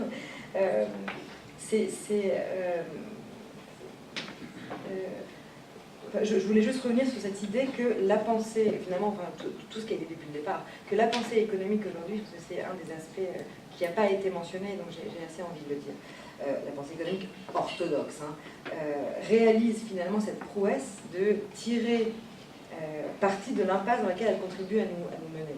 C'est un petit peu aussi votre question, c'est-à-dire qu'elle impose ses vues, elle renforce son emprise, et surtout, et c'est ça sur quoi je voulais atterrir, elle parvient à faire passer toute remise en cause pour des propos fantaisistes, pour des propos utopistes. Et là-dessus, je voudrais juste le préciser, parce que c'est un élément, je pense, qui est très important, et la théorie critique aide beaucoup à penser ce rapport à l'utopie. Eric Fromm, si vous n'avez jamais lu L'homme et son utopie, absolument majestueux d'intelligence, il était à la fois psychanalyste et philosophe, sociologue, philosophie sociale de l'école de Francfort, et Eric Fromm montre bien que c'est une des plus graves illusions de notre monde moderne que de nous faire croire qu'on doit choisir entre le réalisme et l'utopie. Entre un réalisme supposément mécanique et une utopie, c'est-à-dire, dit-il, une utopie comprise comme visant des objectifs irréels et douteux, simplement parce qu'ils n'ont pas encore été réalisés. Et dans les différentes éco-communautés ou initiatives que j'ai pu aller voir ci ou là, finalement, moi je me suis dit, alors, un peu pour le bon mot, mais aussi pour rétablir cette réalité, vous le savez sans doute, mais utopie vient de Thomas, c'est un terme qui était proposé par Thomas More au départ pour désigner la cité idéale. Et il s'avère qu'il y a eu une édition juste après la première, donc en 1518, l'édition de Bâle, dans laquelle il a changé le terme. Est-ce qu'il s'est trompé ou est-ce qu'il a eu envie de... Il a parlé de utopie. Et c'est assez intéressant parce que finalement, ça montre bien que l'utopie, qui est le non-lieu, c'est-à-dire que finalement c'est mirifique, c'est un lieu qui n'existe pas. Donc tout ce que l'on voudrait créer, cette décroissance, est une utopie, est une fantaisie, ça n'existera pas. Thomas More, dans sa édition de Bâle, parle de utopie, et ça n'est plus le privatif U, donc le non-lieu, mais c'est le lieu du bon, comme euphorique. Et donc, quelque part, le lieu du bon, de ce qui est souhaitable. Et je pense qu'il y a beaucoup de ces initiatives territorialisées qui, en fait, sont plutôt dans une recherche d'utopie, c'est-à-dire de ce qui est bon pour soi, pour le territoire, pour la société, pour l'avenir, pour les fameuses générations futures à qui on est en train de tout hypothéquer, etc. Voilà, je voulais juste rajouter ça. Ah, tout à l'heure. On a effectivement parmi les imaginaires qui sont extrêmement présents, c'est on en parlé, la compétence des élites. Ce sont des gens sérieux, ce sont des gens compétents, ils ont fait des hautes études, attention. Regarde, ce sont... Ce sont des futurs élites. Peut-être des futurs zélotes.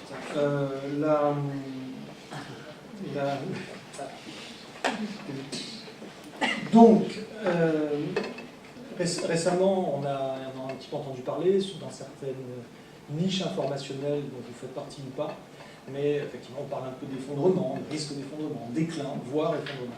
Et alors, quelque chose d'incroyable, c'est que notre Premier ministre, Édouard Philippe, lui-même en parle.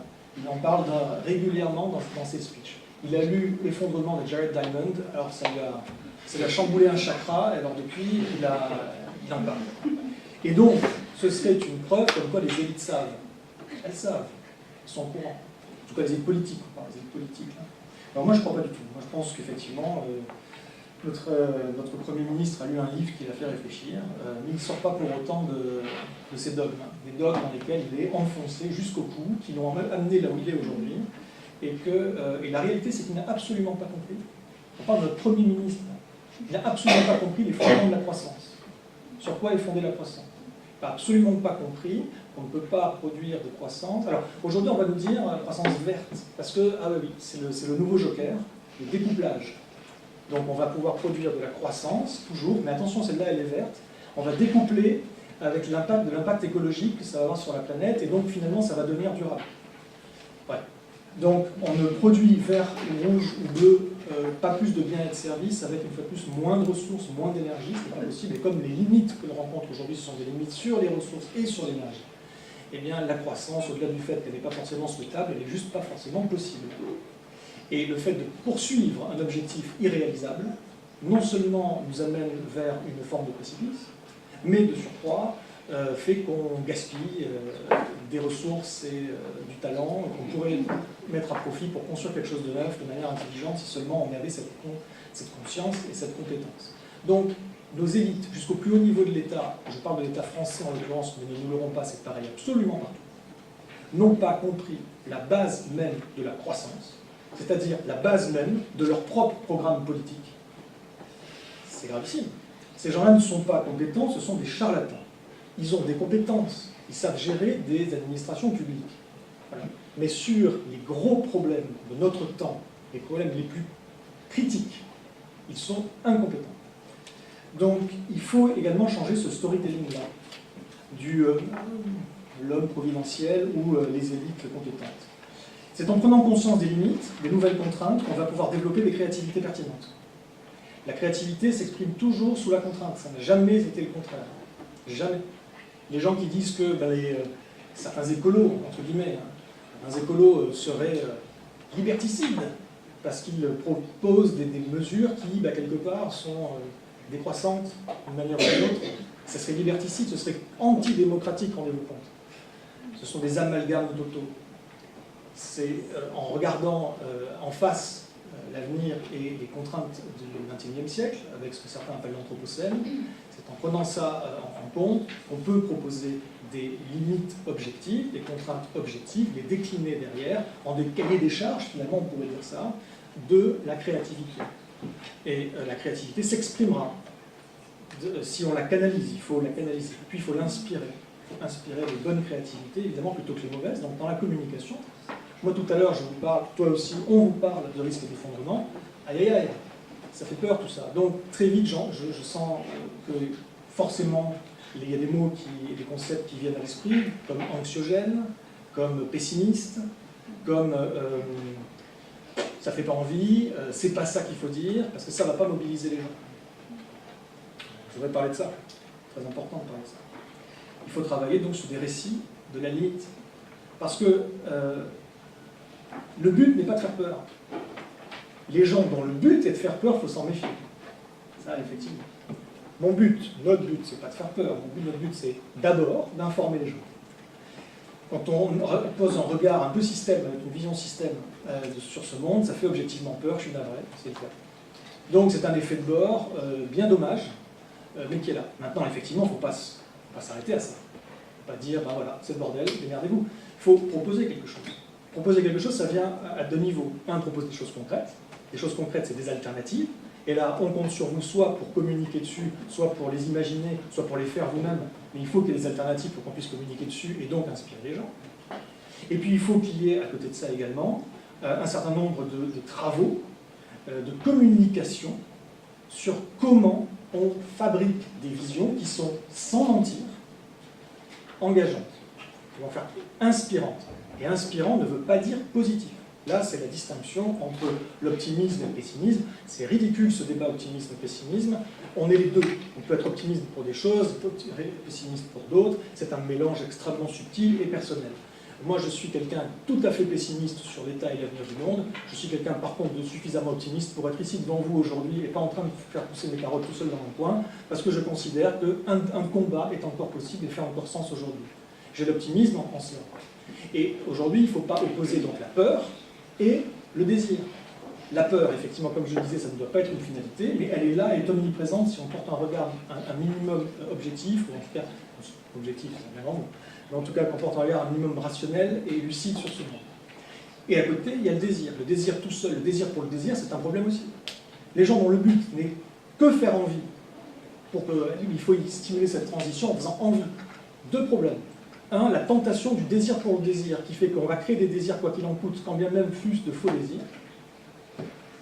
Donc, en l'occurrence, non, je me trompe, je dis faux désirs, je veux dire de faux espoirs. On va créer des espoirs, excusez-moi, quand bien même ce serait de faux espoirs, parce que l'espoir pour l'espoir. Créer d'un faux espoir, c'est un très mauvais calcul.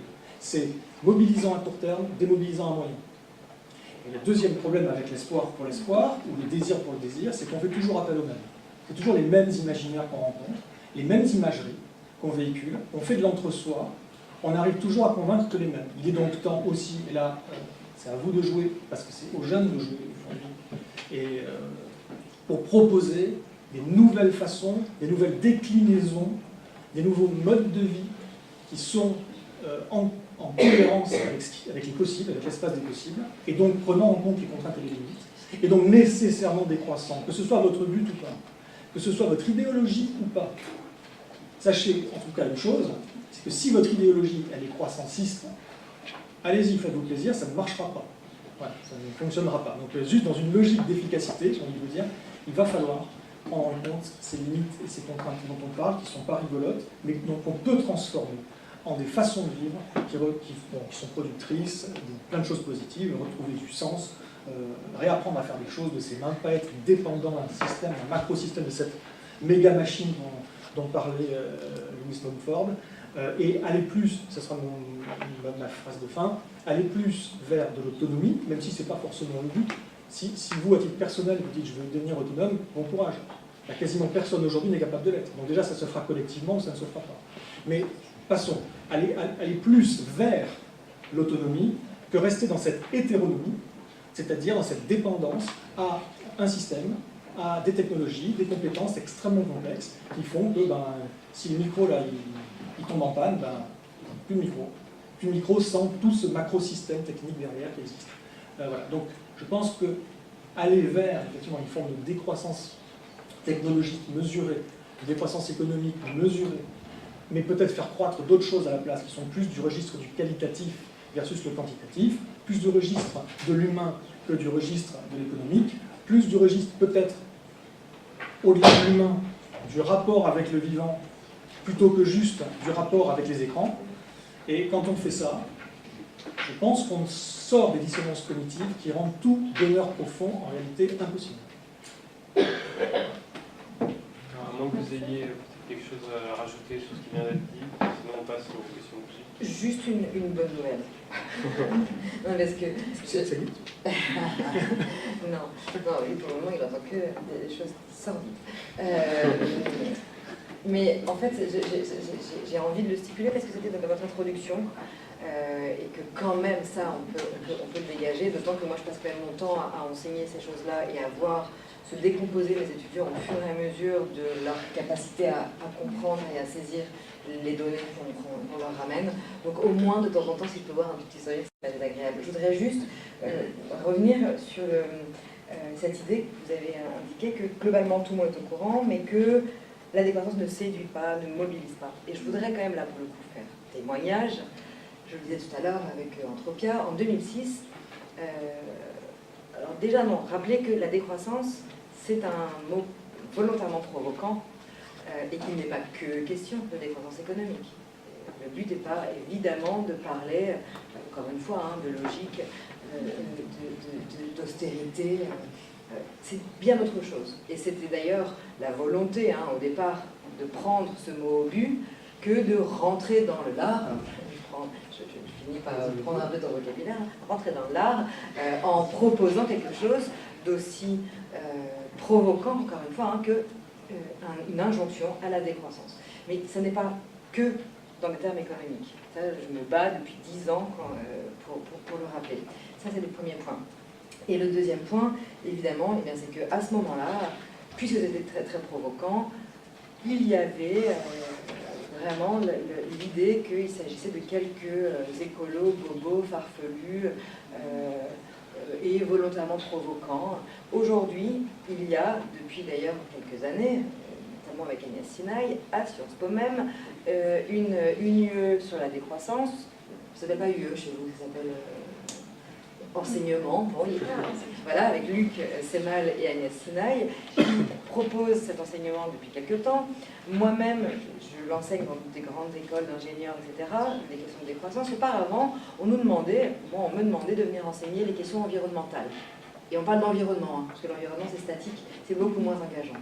Donc je venais enseigner les questions environnementales. Depuis quelques années, on nous laisse l'opportunité aussi de venir faire des propositions d'écologie, écologie politique. Et maintenant, depuis cette année, on me laisse même faire un cours sur la décroissance.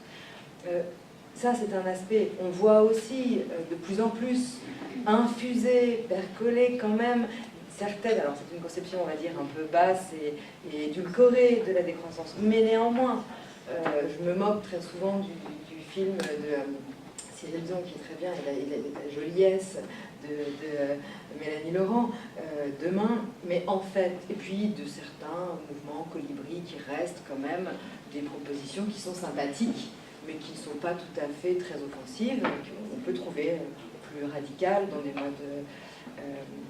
Et pourtant, eh bien, ça percole. C'est-à-dire qu'aujourd'hui, tout le monde a entendu une fois parler de Pierre Rabhi, tout le monde a entendu une fois parler de décroissance, tout le monde a lu quelque chose, et je pense que ça, c'est quand même à noter. C'est-à-dire qu'il y a une écologisation de fond, tendancielle, qui se produit. On est très loin de ce qu'il faudrait. Mais néanmoins, c'est à préciser parce que il y a plus de 10 ans, en 2006, vraiment, on était très très loin. Donc je voulais... Une phrase là-dessus. Une phrase. Ouais. À mon sens, il n'y a pas. Tu as raison, mais à mon sens, ça ne capture pas nécessairement l'évolution du monde. J'ai l'impression que la société, il y a des choses très très positives qui se passent d'un côté, c'est un peu ce que tu décris, une vraie avancée. Mais j'ai l'impression que de l'autre, il y a une radicalisation qui vient justement en réaction à ça. Et que globalement, le monde reste sur une trajectoire avec une espèce de force d'inertie qui fait que c'est très difficile de le dévier.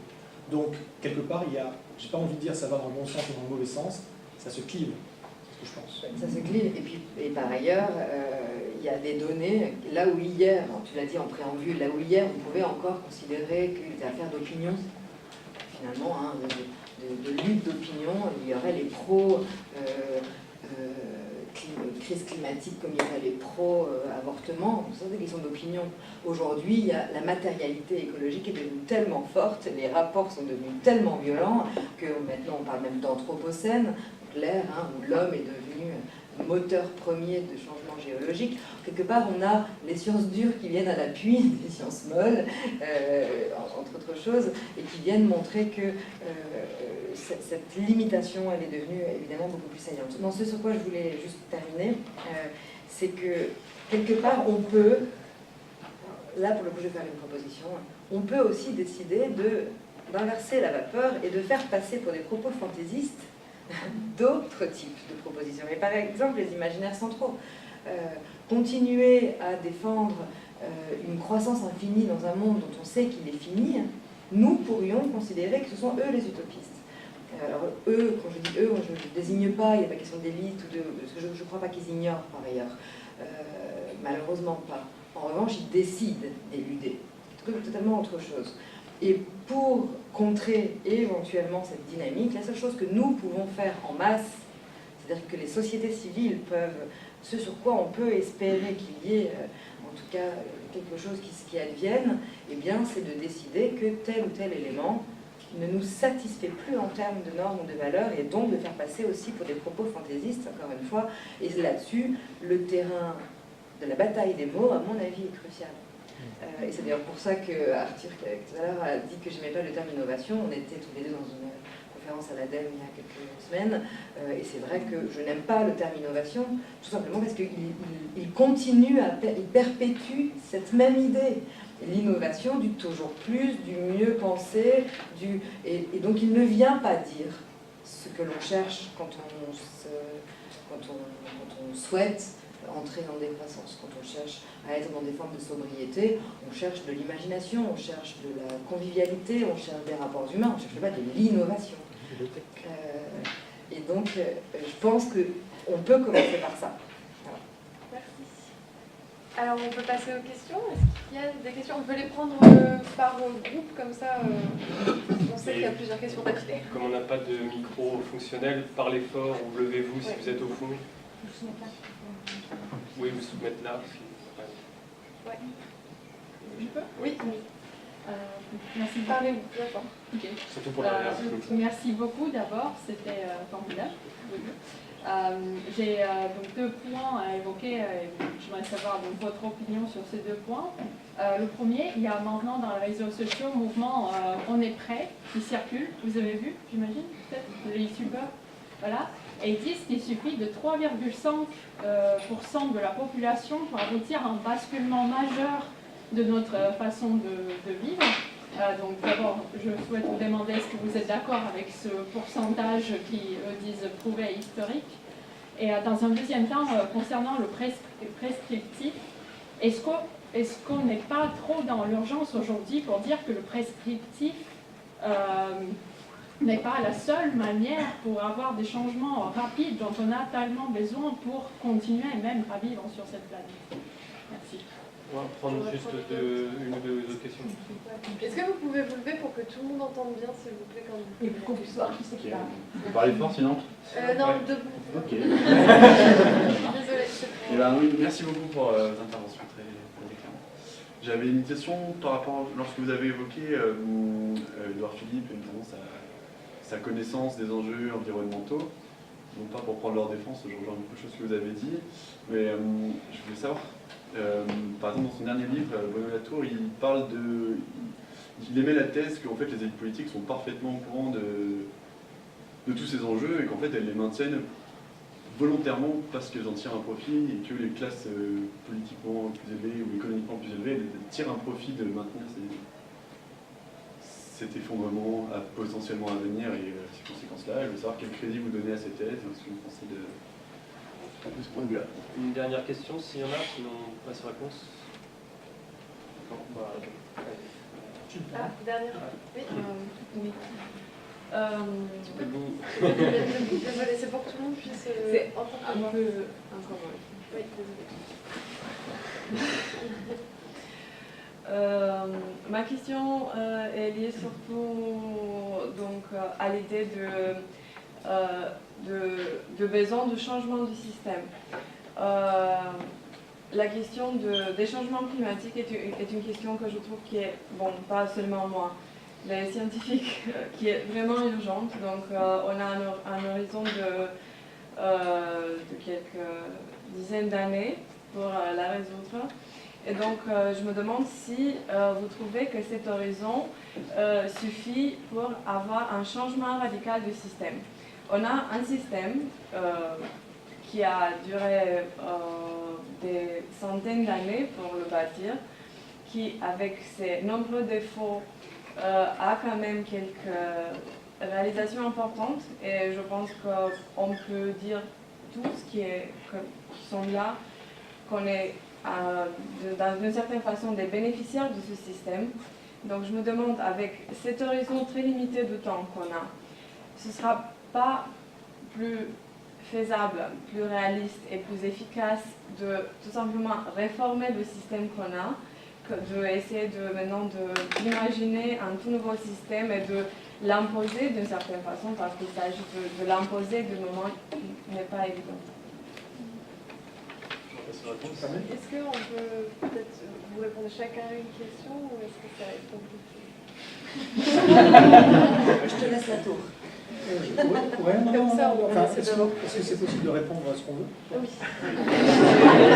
Encore, il faudrait répondre à toutes les questions. Ah ouais, mais j'y vais, je commence. On est sur la franche dictature, quand même. Technofasciste. Tout à fait, voilà. On est prêt, c'est tout, c'est quoi. On est prêt. Oui, j'ai vu passer ça. Bon, on verra bien s'ils sont prêts, on verra bien ce que ça donne. Parce que je ne sais pas s'ils savent eux-mêmes à quoi ils sont prêts. Mais bon, passons, c'est facile de le dire. En tout cas, oui, il se base essentiellement sur les recherches d'une chercheuse, je ne sais pas si elle est américaine ou pas, mais vous pouvez trouver son TED. Le nom m'échappe, je ne le connais pas. Mais vous pouvez trouver son TED, sa conférence TED qui fait 12-13 minutes sur Internet. C'est quelqu'un qui pensait que dans certains cas de figure, il fallait de la violence pour renverser des régimes, parce que il y a des cas où il n'y avait que ça à faire. Et puis on l'a challengé là-dessus, on lui a dit mais t'es vraiment sûr? Alors elle a étudié pendant plusieurs années, elle a étudié tous les cas de révolte ou de façon dont les peuples ont eu à se révolter de manière plus ou moins passive, active, violente ou agressive ou pas. Et elle en a déduit la chose suivante. Ben, en fait, non, je me trompais. En fait, c'est la révolte douce qui est la plus efficace, pour une raison notamment qui est la suivante, c'est que les révoltes qui marchent, c'est les révoltes où il y a eu plus de 3,5% de la population qui s'est mobilisée. Or, c'est très difficile, voire impossible, ce sont dans des cas extrêmes de guerre, de dictature totale, de génocide, c'est très difficile de mobiliser 3,5% d'une population avec une démarche qui prône la violence. Il y a plein de gens qui ne veulent pas aller là-dedans, ne serait-ce que physiquement, ils ont peur de se mettre dans des choses violentes, ou de finir en tôle, ou je ne sais pas. Donc, elle dit c'est beaucoup plus efficace de faire de la non-violence. Alors, là-dessus, je voulais dire plusieurs choses. Dire youpi, hurrah, à 3,5%, en fait, c'est rien du tout. Déjà, calmons-nous, 3,5%, c'est absolument monstrueux. Donc, en France, 3,5%, ça fait 2,4 millions de personnes à peu près, vous doit lever.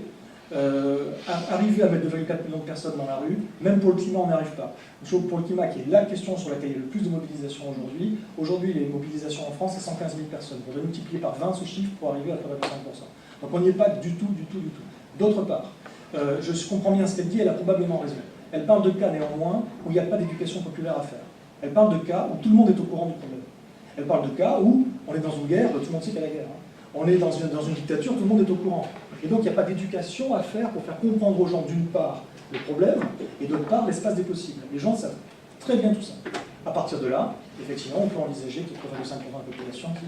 Maintenant, quand on est dans une situation où il y a de l'éducation à faire, où les gens ne comprennent pas le problème, ceux qui comprennent le problème ne comprennent pas les solutions ou les limites à ces solutions, et il faudrait faire de l'éducation pendant des décennies pour qu'on y arrive, quand il y a également une urgence en parallèle de ça, je ne suis pas sûr que cette voie qu'elle prône est celle qui est adaptée à notre cas de figure aujourd'hui, parce qu'on est vraiment en atteinte des limites.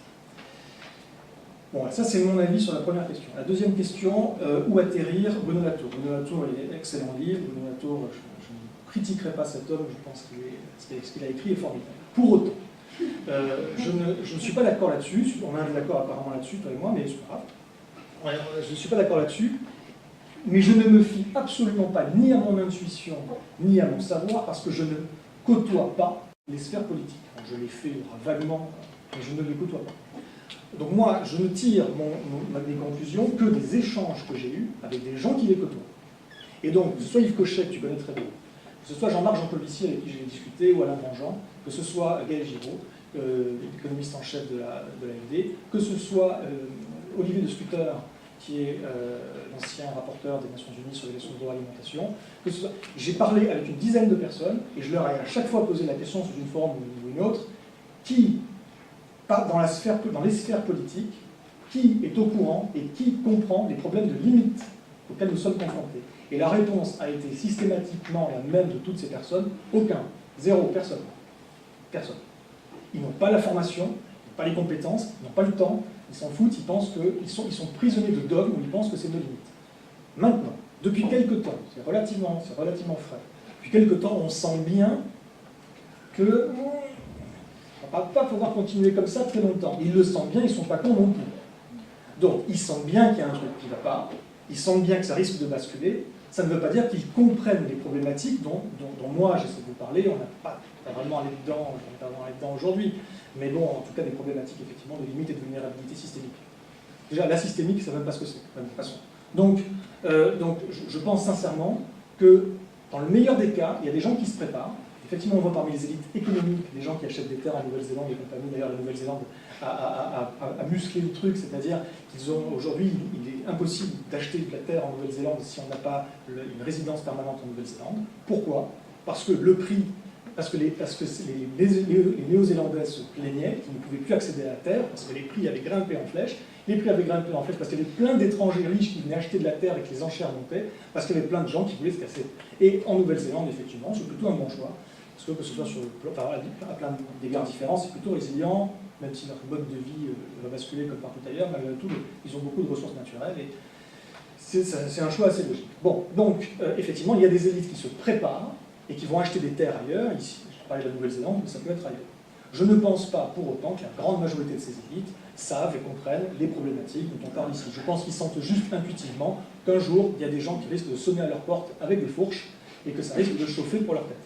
Voilà, je pense que c'est surtout ça, et qu'effectivement, ils veulent fuir au cas où, en tout cas, ils préparent un plan B. Après, tu diras pourquoi et comment tu n'es pas d'accord, je suis prêt à remettre en question mon point de vue. Ça, j'ai pas de posture de principe là-dessus.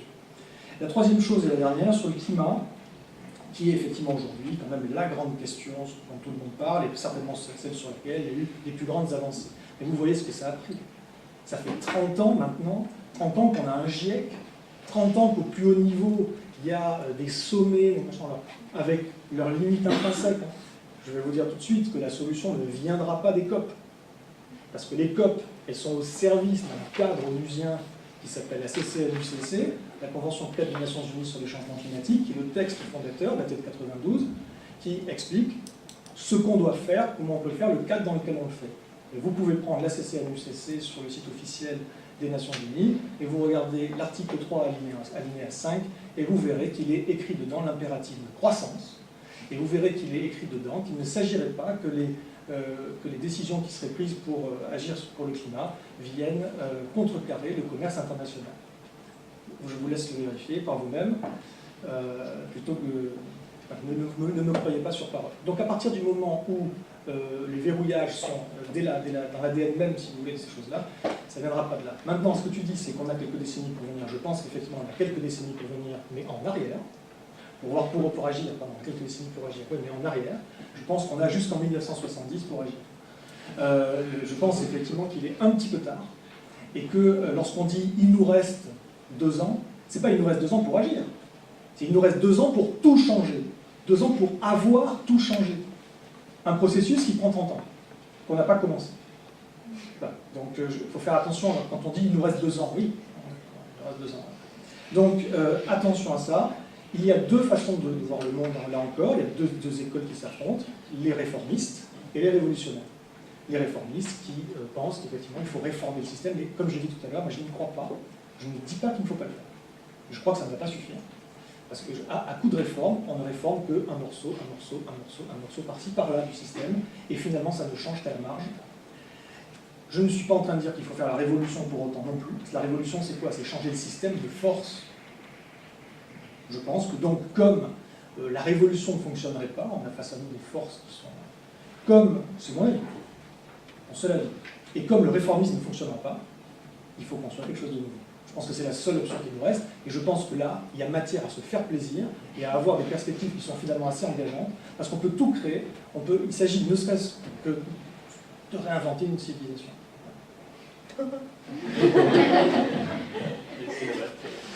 Alors je vais essayer de faire très court. Moi, sur la première question, c'est pas je ne sais qui sur un TED que j'ai mobilisé, mais une anthropologue, Margaret Mead, qui, alors la phrase n'est pas tout à fait exacte, pardonnez, je finis par fatiguer un peu là.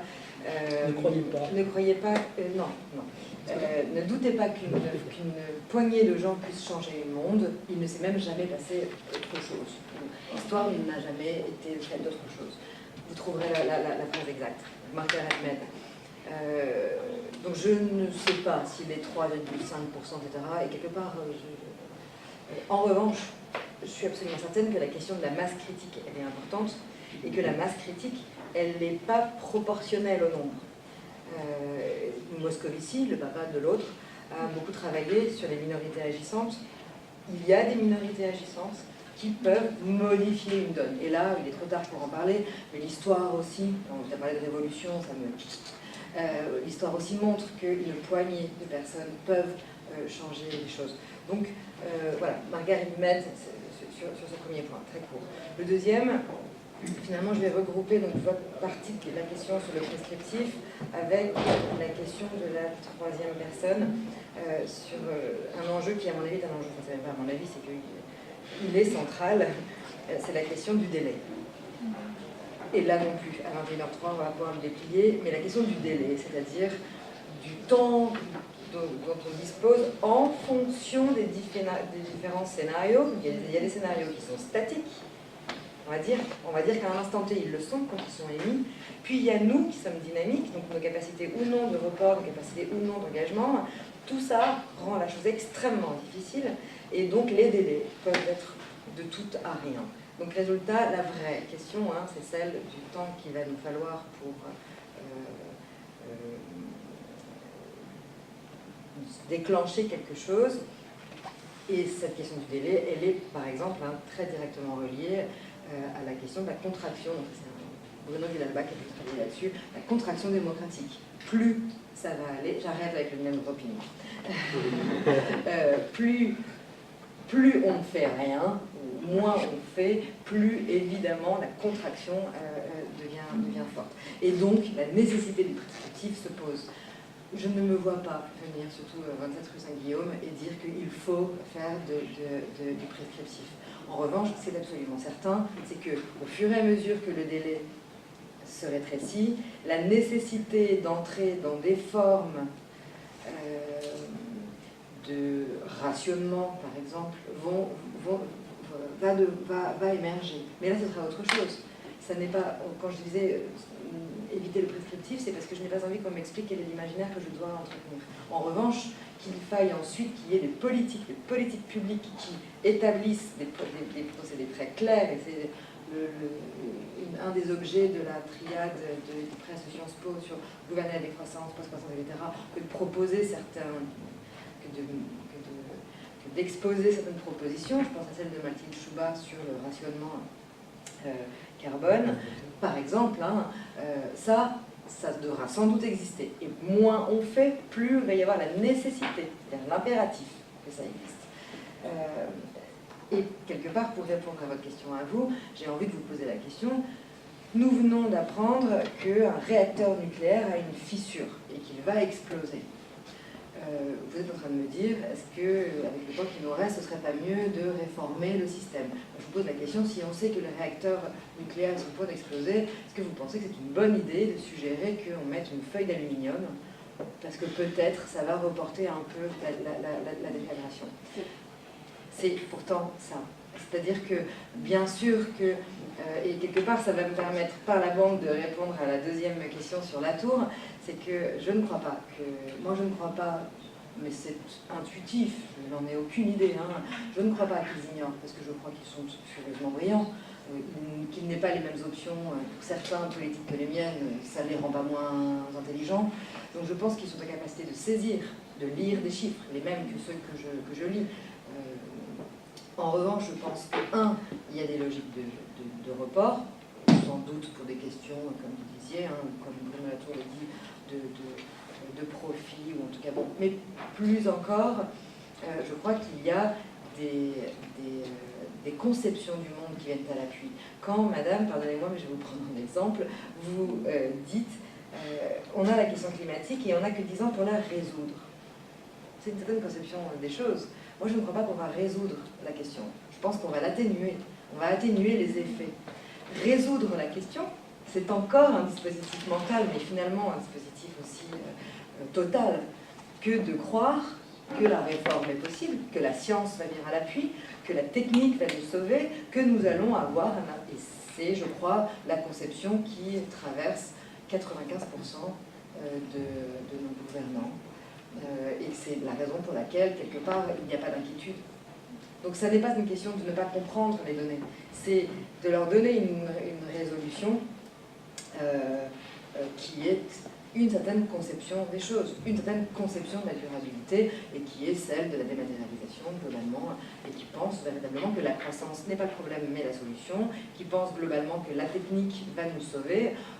Dans l'après-guerre, des journaux comme Science et Vie disaient qu'on pouvait, avec la bombe avec le nucléaire, on pouvait faire sauter on pouvait dévier les cours d'eau, et que ça allait permettre précisément, comment dirais-je, il y avait toute une croyance totale dans la science, et pour certains, elle est restée absolue. Et on va trouver de ce côté-là eh bien, cette idée qu'on va pouvoir résoudre la crise climatique, qu'on va pouvoir réformer le système, mais c'est, encore une fois, une certaine conception des choses, et qui, à mon avis, est celle précisément qui permet le report. Est-ce qu'il y a d'autres questions, ou est-ce qu'on permet sur quelle heure de rebondir encore une fois? Encore pour 2 questions. On prend les questions comme ça, vous rebondissez après. Les deux. Non, je voulais juste dire que là-dessus, il y a les partisans d'un effondrement gradualiste sur le délai. Et Moi, puis quand je dis résoudre, je suis parfaitement consciente des scénarios qui existent. Et bon, il y aura des changements dramatiques, donc ça c'est sûr. Mais il s'agit d'éviter des changements encore plus dramatiques comme des scénarios.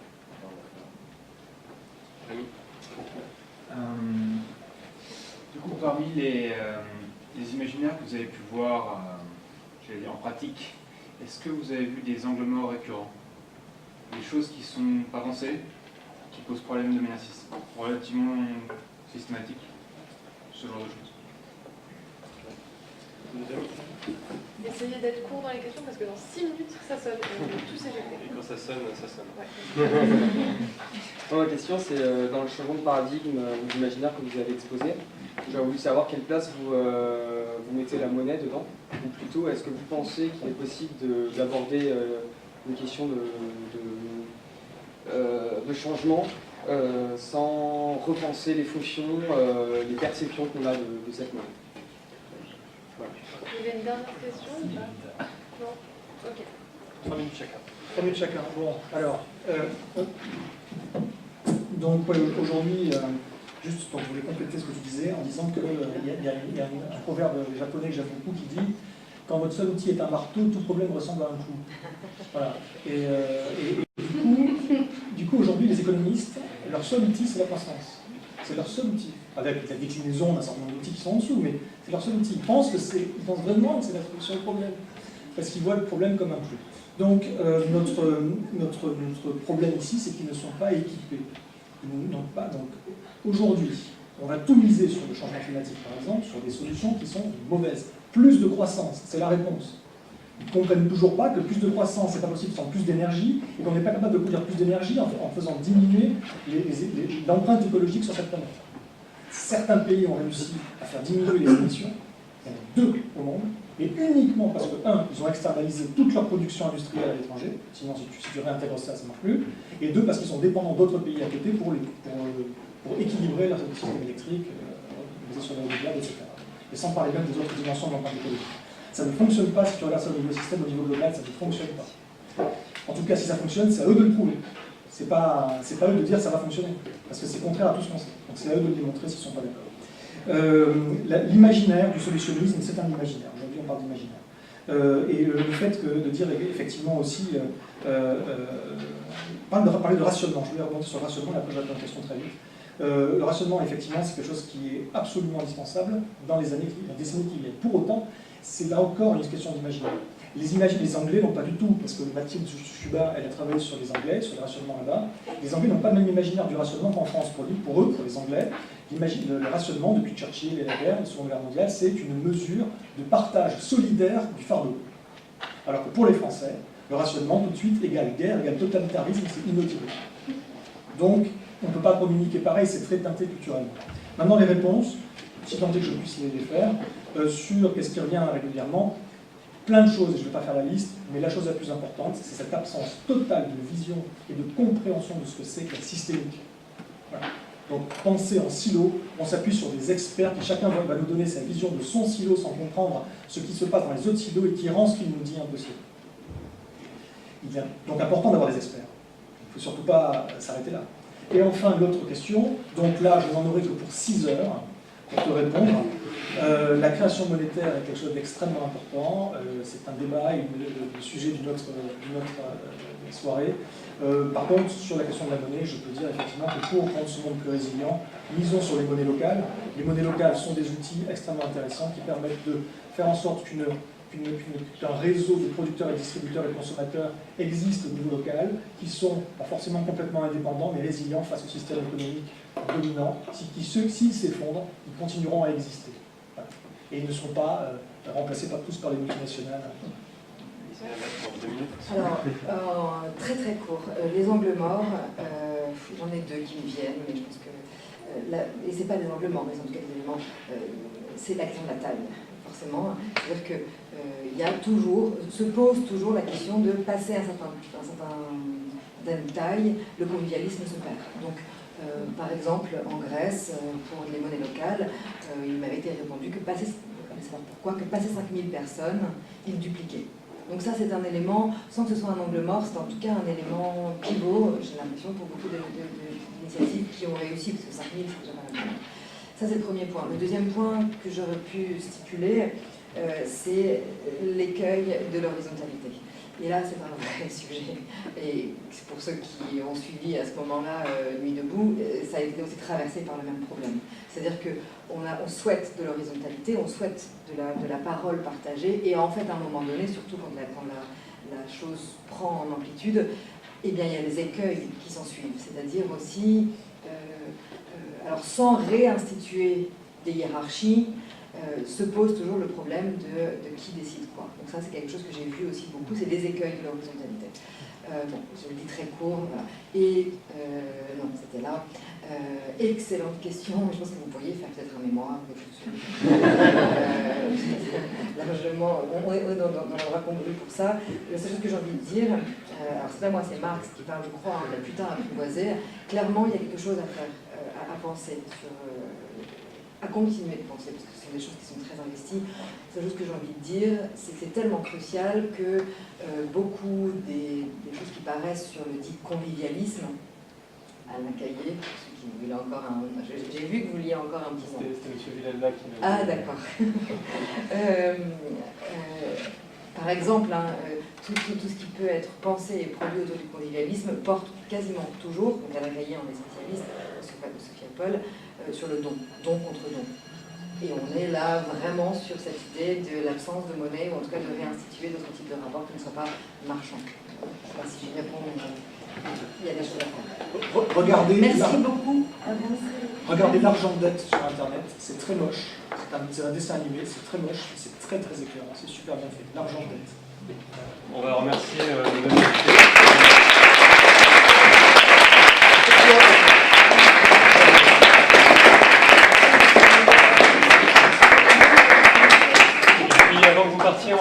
Comme on a parlé de youtubeurs, on fait un peu comme les youtubeurs, on va vous inviter à liker notre page Facebook, à aller sur notre site qui est tout nouveau, il est un peu difficile à trouver sur le net, on ne sait pas trop pourquoi, donc allez-y à travers notre page Facebook, il est quelque part sur la droite, voilà. Et on a des articles et on a des comptes rendus notamment de ces conférences, on en fait à chaque fois qu'on organise des événements, et la vidéo qui arrivera. Et aussi, comme on fait d'habitude, merci désolé, très bien, on enchaîne souvent les conférences, comme certains et certaines le savent, sur quelques bières aux 2 académies, qui est un bar près de Lyon.